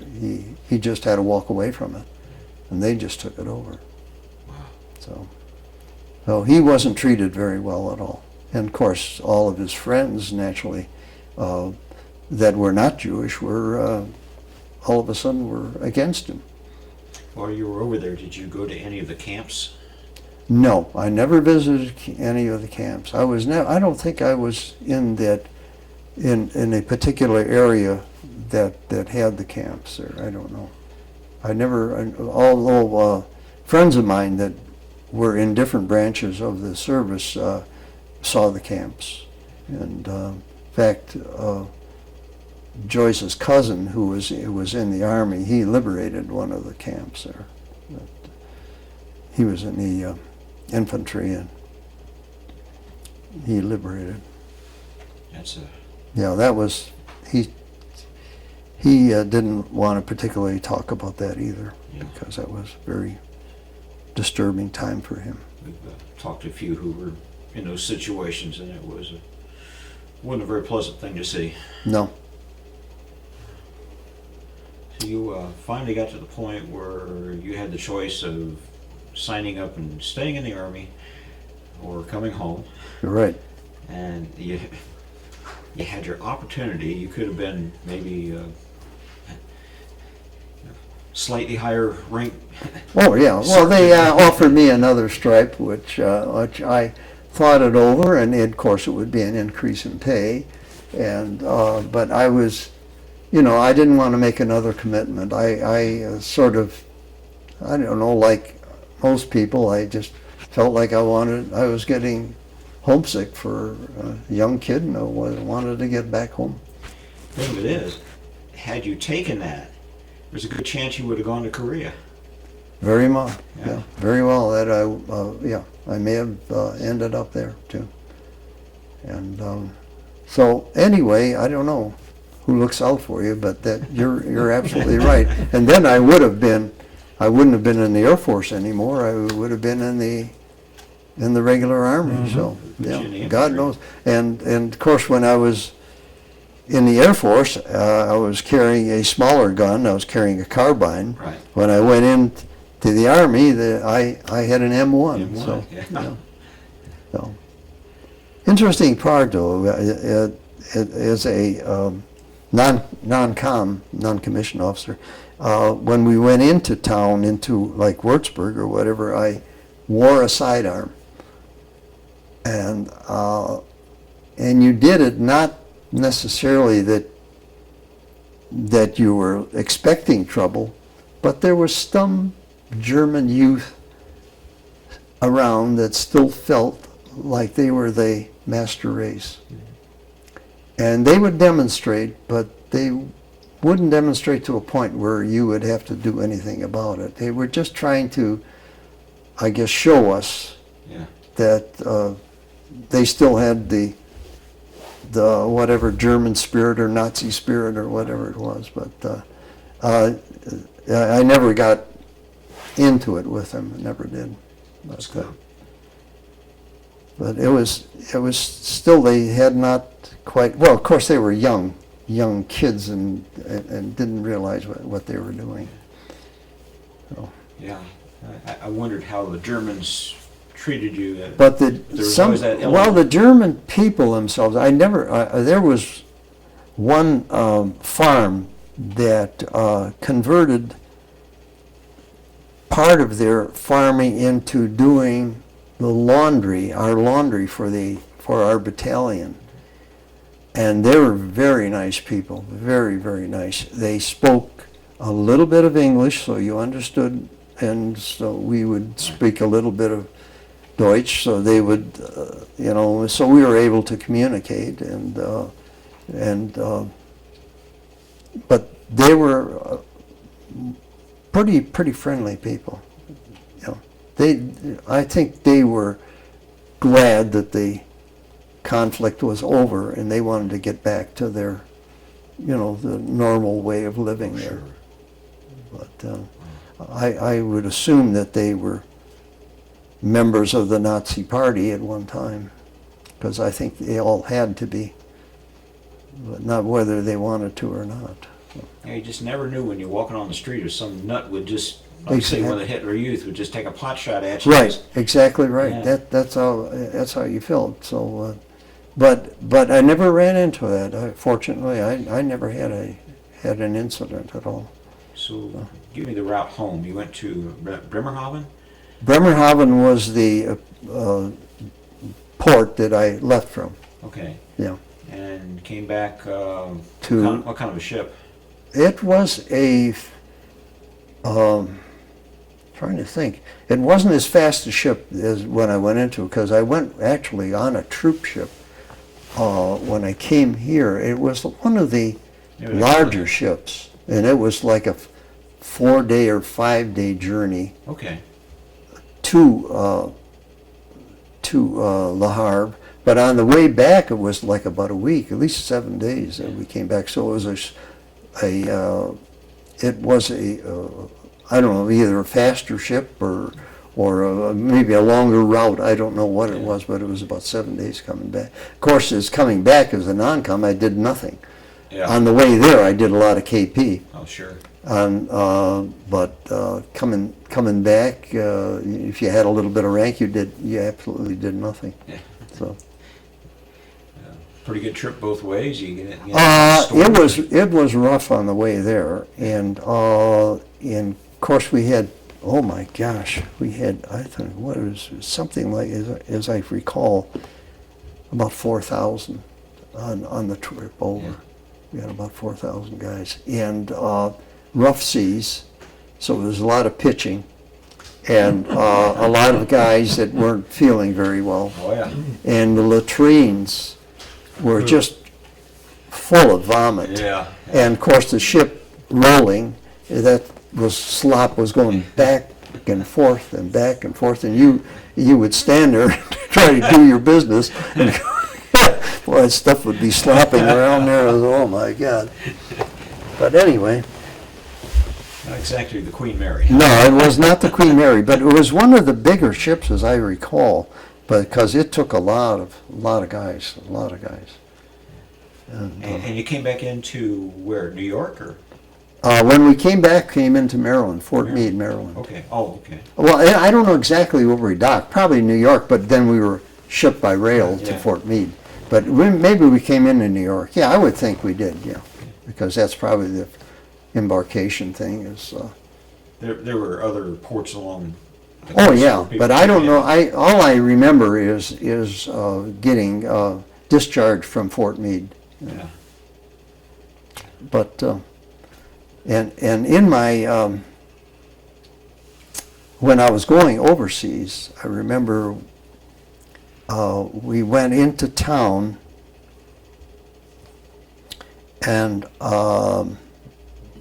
we went to the USO, and the USO was had a board on there, and it was inviting the different soldiers to the people's houses. Oh, really? Oh, my. And so a couple friends and I took it up on them, and gosh, they were so great. They just fed us a turkey dinner and wanted to take us out to the night spots, and of course it was I'd say a family that had I'd say upper income type of family, and so they really wanted to treat us as well as they could, and I really enjoyed that part of it. I thought that was very, very nice of them to do that. And it always stuck in my memory is how nice they were to invite us to their apartment. And everybody lived in apartments at that time, but that was a rather large apartment, but they sat us down to a dinner, and it was just great. Yeah. Did you have any special buddies in the service? Oh yeah, but as you go from like I had a special buddy when I was in the Air Force, and then I switched over to the Army, and then I didn't see him anymore. But I heard from him. He lives in Kalamazoo, and I heard from him a couple of years ago. He called me, and he went through his computer and looking up Dennis Dawson's, and he finally found me on the internet, and so he gave me a call and said that he was still breathing, and invited me over to his place there, and he actually was working part-time for the I guess Kalamazoo has a air museum there. Oh yeah, oh sure, yeah. I've been And there. he works there part-time. Okay, And, yeah, that's a great. although I never got away and took him up on it, but because my wife wasn't feeling that well at the time, so. But I would have gladly gone out there Oh, yeah, yeah. if If Joyce you was get a chance, feeling go. better, because she wasn't up to all these trips. What's his name? Joe Byrne. Joe Byrne. Joe Byrne. Okay. Yeah, and he was a good friend of mine in the as I said, when I was in the Air Corps, and then we kind of went our different ways. And then I had another buddy that we got in touch. After the service, we got in touch maybe 10 years later or whatever, and he owned Royal Oak Air Conditioning Company. And of course, he was in sheet metal. That's what he was. Okay. He was trained in. So he sort of branched off into that, doing furnace work and whatever here when he got out of the service. But he actually ended up owning the Royal Oak Air Conditioning. And when I was in the Army, then of course I made other friends too. And we got an R&R, I remember, on the, we all went to the French Riviera. We have a chance to go to the French really? Riviera. Yeah. Ended up in Nice Yeah. and Monaco, where the gambling joint is there. And that was a very, very nice trip too. I can imagine. Yeah. Have those areas been touched by the war? No, they were not. Fortunately, they were not. I think they were under the Vichy government at that time. So it was under Nazi control, but it was actually the French Vichy government that was running it. So that really was untouched. And the hotels were still standing there and whatever. Of course, they had no patrons at that particular time, but so they invited the GIs for R&R if they wanted. Yeah. I mean, you're standing there in these places and you're thinking, I could never have afforded to actually Oh, do this on my own. No, but that was the only decent train ride I ever had in the whole time that I was in the service, because it was just, troop trains weren't of the best quality, for sure, and especially in Europe. That was terrible. That's funny. So you mustered out. You came to Fort Meade, and you actually mustered out of the Army Right. there. Yeah. And from there, you went home. Went home, and I went right back to working at that particular company, Walker and Horowitz. I went right back to them. They gave you what the heck did they call it? They gave you a supplement pay, so you could give it a chance to have some money in your pocket. Oh, yes. And also be looking for a job. Okay. But I never took advantage of it because I went right back to where I came from. Yeah. And then I worked there for 25 years, and then the another employee and I took over the business when they retired. It's very rare. Either the fellows didn't have a job, or they didn't go back to the same job they Right. had. So that's Well, a lot of the them continuity. moved on. That's pretty amazing. Yeah. What do we have here? Well, we have young Dennis that his mother took him downtown to have a photo taken. And on this particular day, he said to his mother, "Mommy, I got to go to the bathroom." And she says, "Well, you have an appointment with this photographer, and we can't leave just now." So unfortunately, Dennis wet his pants, and he had to sit there with the wet pants on and have his photo taken. So this is why you didn't join the Navy. That's why I didn't go in the Navy. All right. Okay, go. Okay, this is your mother and father on your wedding day? On our wedding day, yes, and I believe that was in front of where we had the reception. I think at Joyce's parents' house. Okay. And anyway, I thought they were a pretty handsome couple there. Yeah. Okay, go. Okay, now what's the story here? Well, this is Dennis and Joyce, not on their wedding day, but I believe it was a couple of weeks after. The photographer that we had assigned to the job, he had a problem with his film, and it didn't quite develop quite correctly, so we had another photographer come in and take our pictures. Of course, I don't have my tuxedo on here.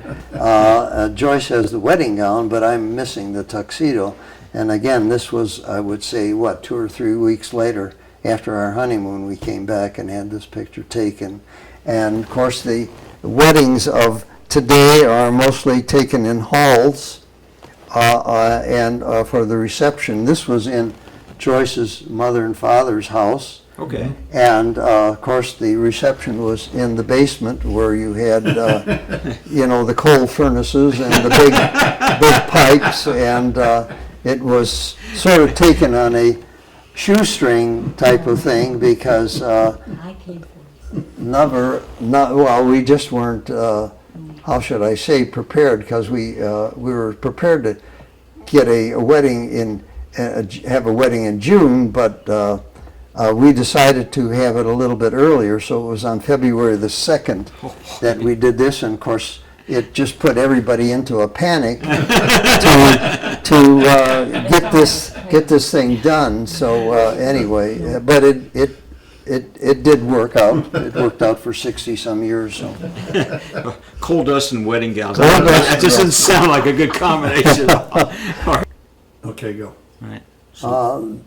This is Dennis at his place where he got his basic training. That was his barracks number. And of course he was proud to be a member of the Army Air Force.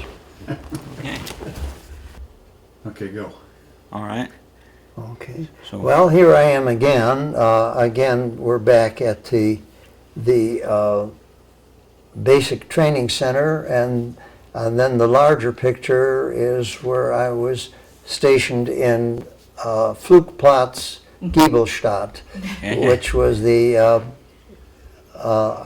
air base for the German Air Force. I will. Go. Okay, this our first home in Allen Park, Michigan, which I got under a GI loan, and we occupied this place for 26 years. Then we moved on to Rochester. Who was your realtor? And the realtor of this place was George Peppard, the actor, Hollywood actor. I heard he was a great, very knowledgeable real estate agent. Oh, yes, he was a real klutz. He knew his acting, but he didn't know anything about houses. Is his real estate job the reason he went into acting? I do believe, yes, that is it. Fellas say, oh, that's me, or that's whatever. Okay, who's this? What we got here now? Okay, that's my 4 children, and this was taken on Belle Isle. I don't know who the statue is of, but anyway, I was just proud to display my 4 kids. James Scott. James Scott. Huh? Okay. James Scott, is it? Really? There That's we what go. I hear. All right. Okay, well, we both learned something here.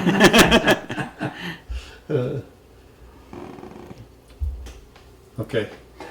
This is part of the Michigan Theater building, which I worked in the office part of it for 26 years, and then we moved the business from there, from Detroit, Michigan to Troy, Michigan.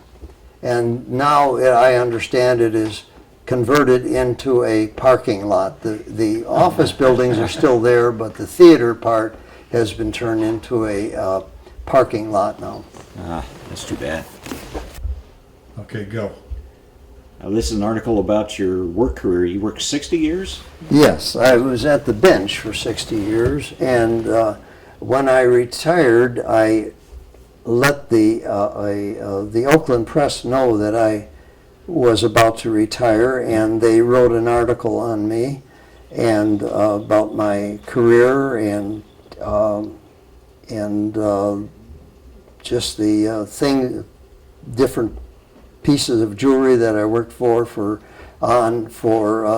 different clients, and some of them being the mayor of Detroit. One was Coleman Young was the mayor at that particular time, and also I worked on a piece for the former governor of of Michigan, which was what was his name, Joy? The governor. Oh my gosh, my mind. I'm trying to think of the governor's name. Williams. There. Okay. Yeah. No, Williams. Williams. No, it wasn't the Williams. It was the owner of the CEO of the car company there, American Motors, and what the heck was his name? He was real tall, that's all I remember. But he was a governor at one time. Okay. You just didn't know it. Go. Okay, and this is that trainer you went on? Yeah, this is an AT-6, which was in the area, and I had an opportunity to fly, and that was one of the highlights of I think of my lifetime, as being able to fly one of these warbirds. It was just quite an experience, and I think I'll remember that for the rest of my life. Oh, yeah. That would be an experience. Yeah. Okay, go. And this is your precious gems collection? Yes, that's my family and extended family, I should say, and includes my 4 children and their families. And that was taken, oh my gosh, probably, 10 years ago or so? About 8. Yeah, 8 or 10 years ago. And every one of them is just a joy to my wife and myself. Really are just great children and great grandchildren too. Great. great children, the grandchildren. You're all saying thank you for doing this. And thank you. Go. All right, George Romney was the Right. name we're looking for. Yes. Oh, yeah. Why didn't we think of that one? That would have been an easy one. And he was the fellow you did the jewelry for. Did you work anywhere else besides the jewelry business? Yes, well, I was an apprentice plumber in my earlier teens. Okay. And, but that was a sort of an outside job. Yeah. You know, they, of course, as an apprentice, they assign you to the jobs they want, the journeyman didn't want to do, like crawling under a crawl space to work on something, or digging a ditch, which I did a lot of. Yeah. And then I happened to find out that they needed somebody in the jewelry business, where one of my friends worked. And so I felt that was a lot better working inside than rather than outside and all inclement weather. So that's what brought me into the jewelry business and leave the plumbing business. Now, I don't know if I made a mistake or not. Because I know plumbers make a lot of money. But they're also dirty. Well, in the beginning they are, but then we get another apprentice. Run him underneath. And you run him underneath, you know. I think you made the right choice. Speaking of right choices, Yes, I know you're married, yes. and your wife's name Joyce. and maiden name? Joyce Stein, S-T-E-I-N. Okay. How did you meet her? Well, we took pictures of the Michigan Theater building, and as I had mentioned, they not only it was a theater, but it also was had offices in another part of the complex. And she worked for a firm called Anchor Hocking, which had an office actually on the same floor that my employer had his office and workshop. And one day I happened to walk by and noticed that cute little blonde there, and said hello to her, and then the relationship started from there. Did you date very long before you... Well, not really. We got to know each other in the summer of I forget what year it was, 1951. 6 months. And I'm trying to think of the year we started. It was 51. Yes, it was 1951. And so anyway, I guess I told the story before, but anyway, she knew I had built a boat, and her parents were vacationing on the St. Clair River.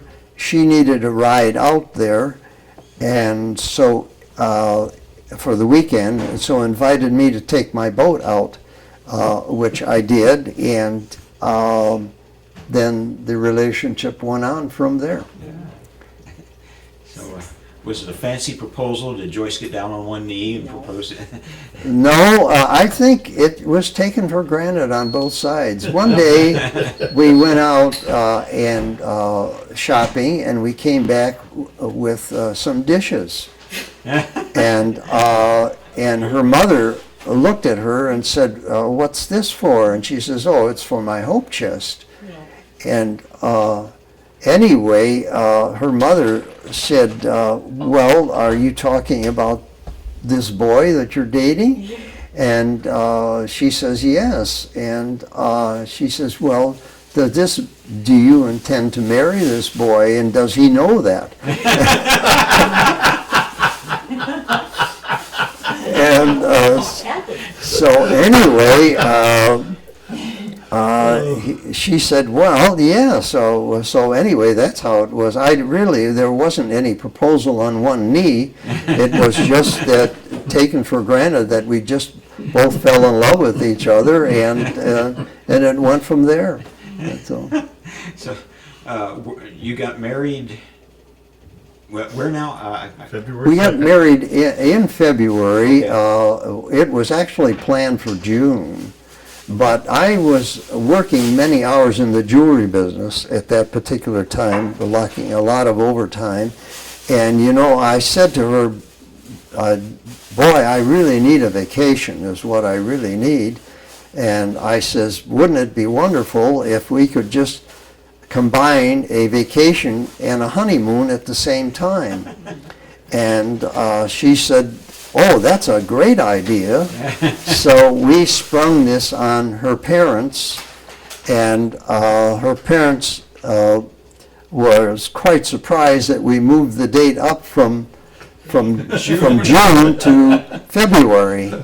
And anyway, it worked out great. That we had to do a lot of compromising and reorganizing, but we did it, and it worked out that we didn't have a large wedding. It was held in Joyce's parents' house in their basement, the reception. And although it wasn't the fanciest of receptions, but it was just a lasting one. Now, the wedding itself, did it take place in the house? No, the wedding took place at St. Martin's Church Okay. in her neighborhood. Okay. Yeah. That's kind of the way we did it. Sue and I got married in a church, and then we went over to our house and had the reception there. Yeah. Everybody just came over. Well, that was, I think, it was kind of accepted in those days. Now it's you have to have a hall and have that, you know, scheduled probably 2 years in advance. But this was sort of a quick, how should I say, a quick decision on our parts to so I could have my vacation and honeymoon at the same time. So. That's a good story. I like that. And then I had to borrow money from the from my employer for the honeymoon, because I really didn't have that much anyway. So neither of us did. Where did you go?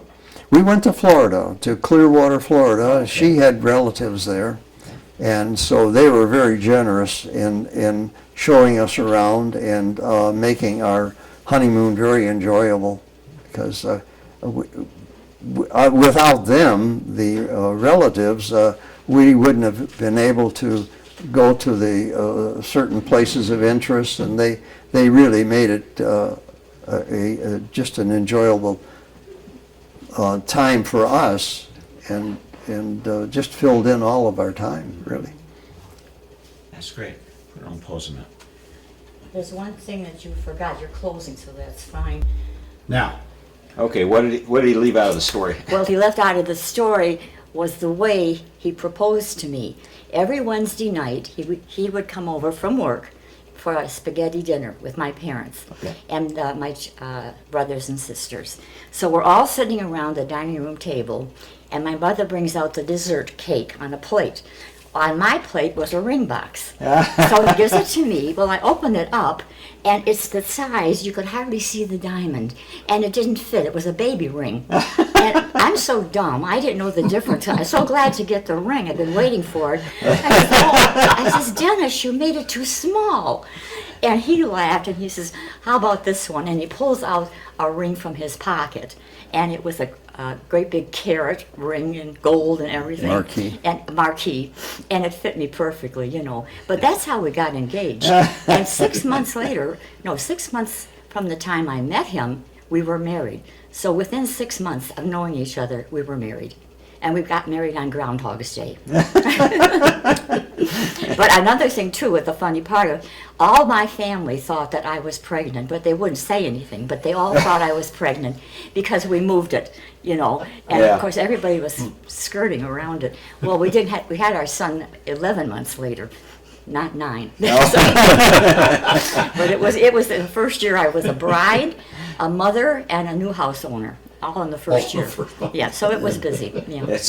That's quite a change. Yes, wasn't it? Quite a bit of adjustment to that. Yeah. So anyway, that's how it went. He did give me a ring. I'm glad you told that story. That's a great one. I think that's funny, yeah. Been married 62 years, you say? 62 Yes. years, 62. yeah. Well, actually, in February, it will be 63. Hmm.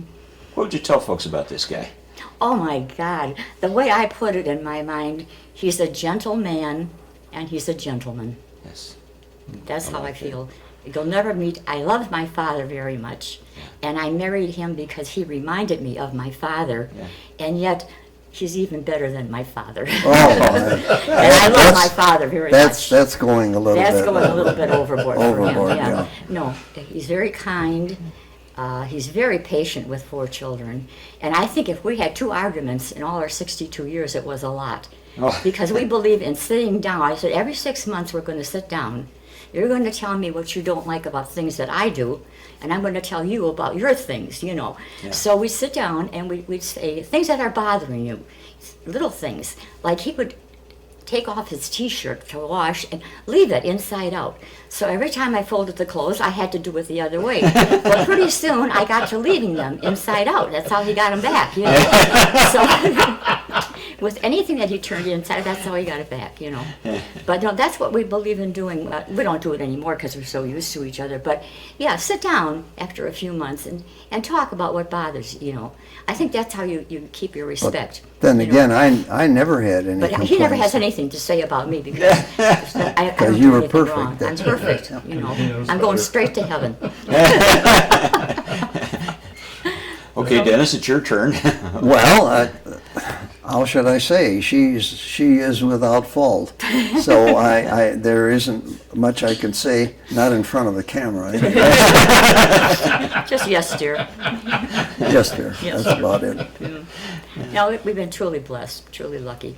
And we've been I lucky think with throughout children, our whole yeah. life we've been very fortunate, and the turnout of our children, because sometimes you don't, as much as hard as you try, it's they get influenced by other people, and sometimes they turn out not necessarily the way you would like it.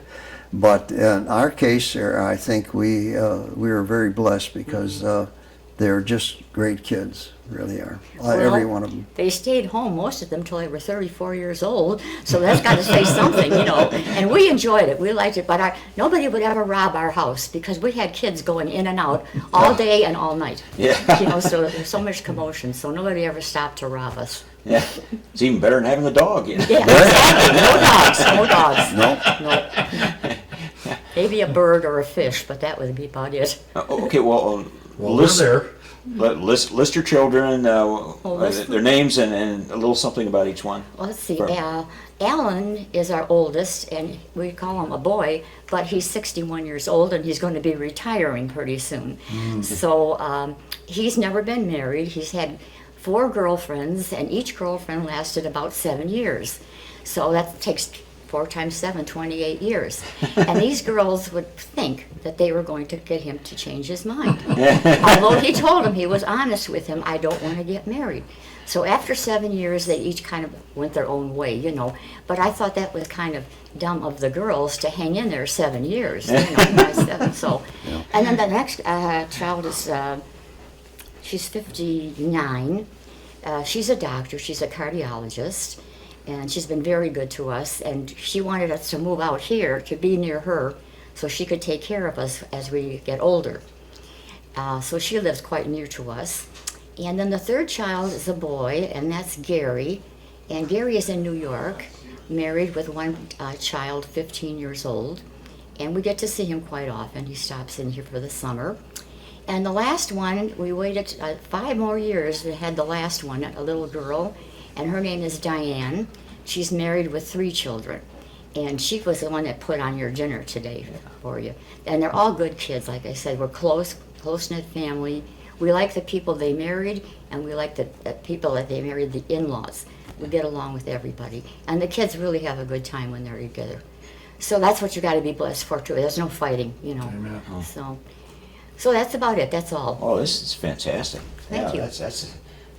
It's hard to come up with a combination like that. Yeah, I guess it is. Well, that's things that have happened, yeah. So, Yeah, Works out well. yeah.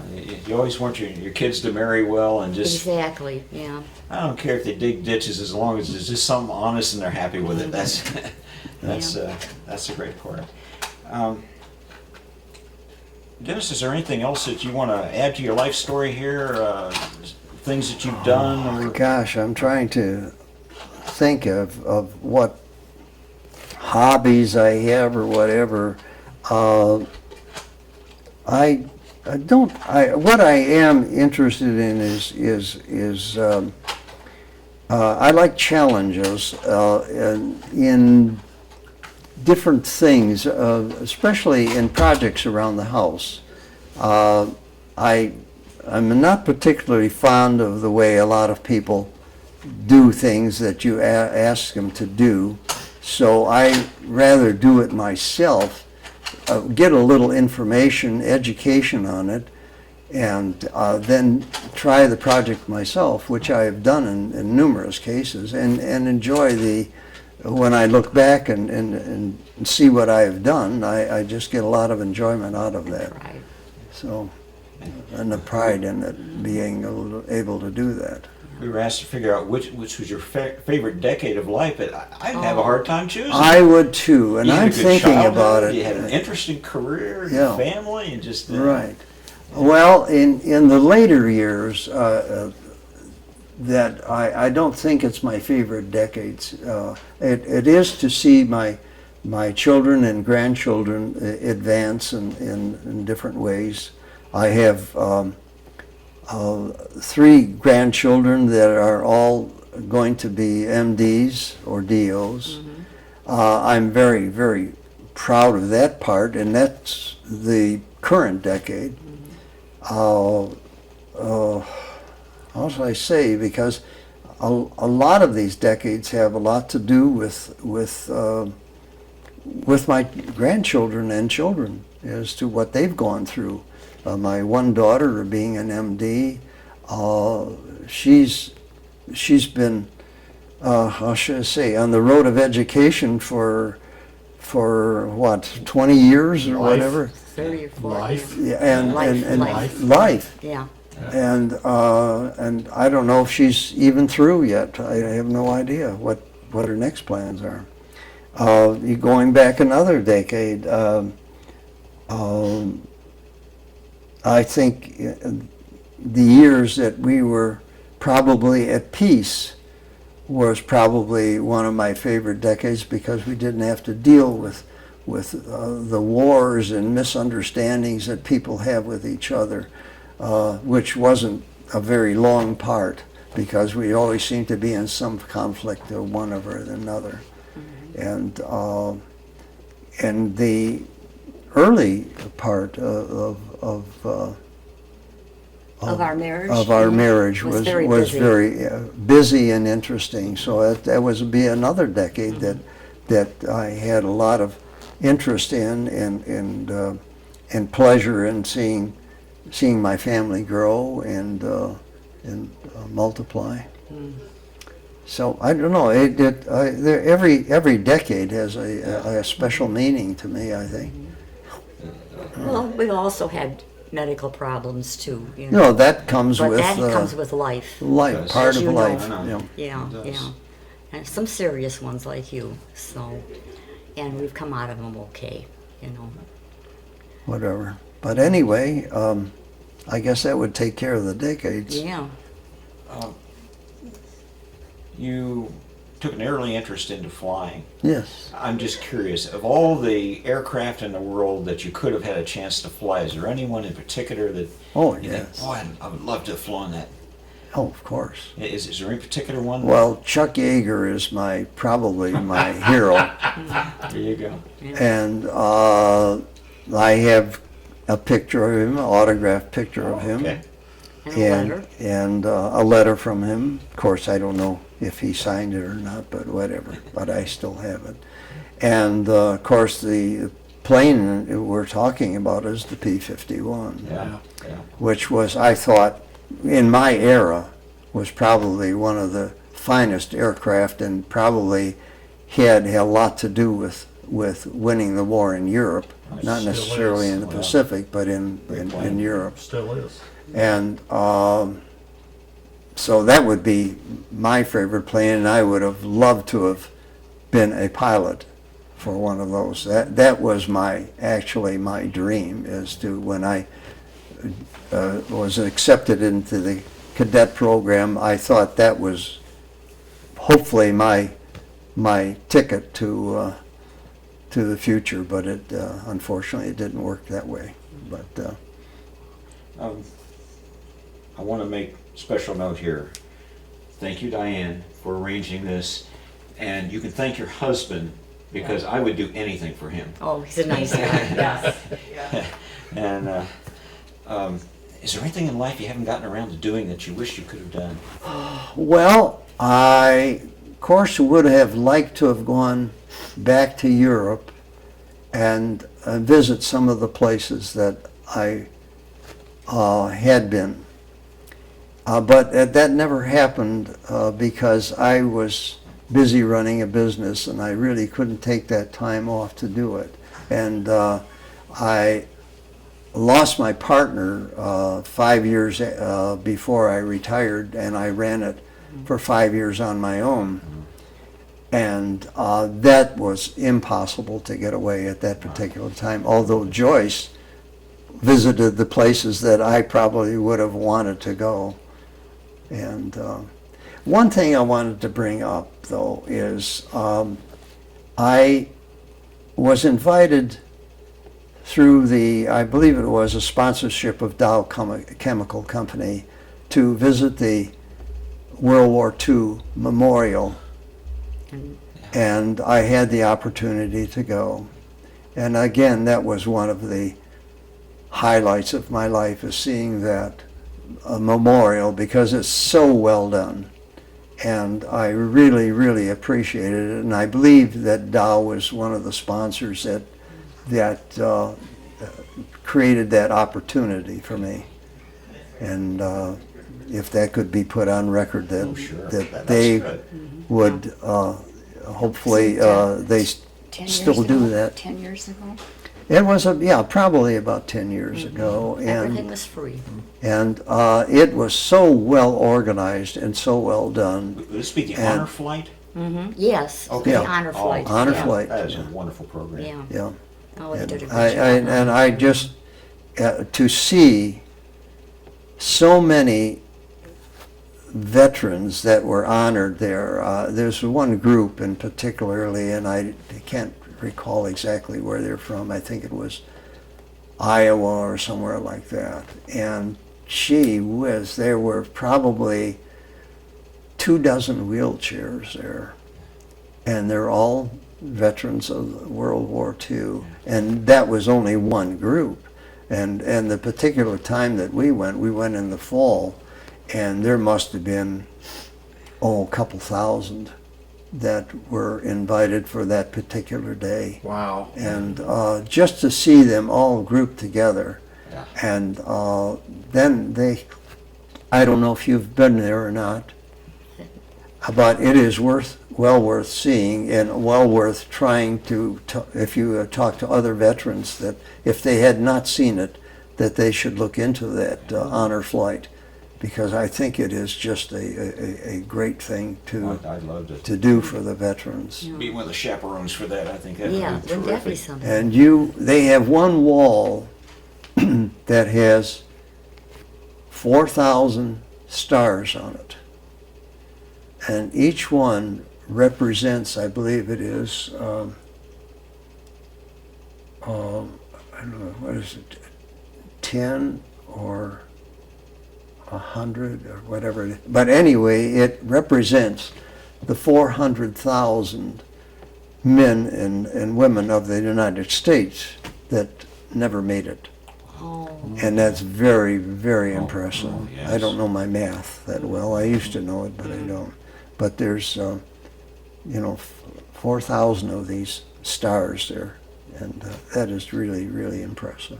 And of course, one end is devoted to the European ETO, and the other one is the Pacific. Okay. And, Okay. Didn't realize it was divided that way. It is divided in two parts, and of course, each state has I should say, a pillar that has the state engraved into it. Okay.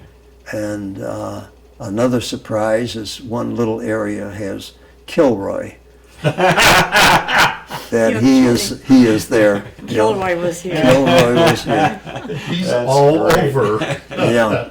And so couldn't do it without Kilroy. That's good. Yeah. That is good. So anyway, I just wanted to bring that up. That there was That's very good. was just and the reception that we got when we walked off the plane. There was many a veteran that just had to bring out their handkerchiefs Oh, yeah. because they Oh, yeah. just were so. I mean, you had a row of maybe 50 to 100. I don't know. It was servicemen that all saluted you Wow. as you walked by. Wow. And that was on one side. And then on the other side were all the civilians that were in the airport. And they all were lined on the other side, and all the civilians were all applauding, Wow. and the servicemen was saluting. Yeah. And that was so touching. I can imagine. I've never heard that described in that detail. That's beautiful. It was very, very well done, and I suppose they still do it to this day. I hope they do, and but that getting off the plane, and even the pilot and co-pilot walked down the line and just greeted everybody, and I thought that was special too. That is. That's terrific. Yeah. We're at 5. Okay. We always ask our veterans to say a few words for posterity. You got any words of wisdom or personal philosophy that's kind of carried you through in life? Personal Religion for one thing. Well, yes, I think, religion is a good part of it. I think how should I say, I think it instills on you the morals that you have to have going through life, and certain rules that you live by. And I think having a good mate through life is very, very important, because it just makes your stay on earth here a lot more enjoyable. I think having good children is a blessing too, because they also make it a lot easier to go through life. I don't know. I think that would Cover it. cover what I have in my mind. Covers it very well. Yeah. Well, I tell you what, it has been well worth the trip up here. And Sergeant Dawson, I want to thank you for this interview and for your service to our country. And well, as little as it was, and frustrating it sometimes, but I was proud of being able to serve. I really was. Some people come back with an attitude, and maybe rightly so, but I thought I was always treated well in the service, and it was a growing up period for me, because I left as a boy, and I came back a little more educated. And you used your education well. Thank You you. used your education well. Yeah. You've lived a good life. Thank you for I doing did. that. You're very welcome, and thank you for the opportunity. Okay.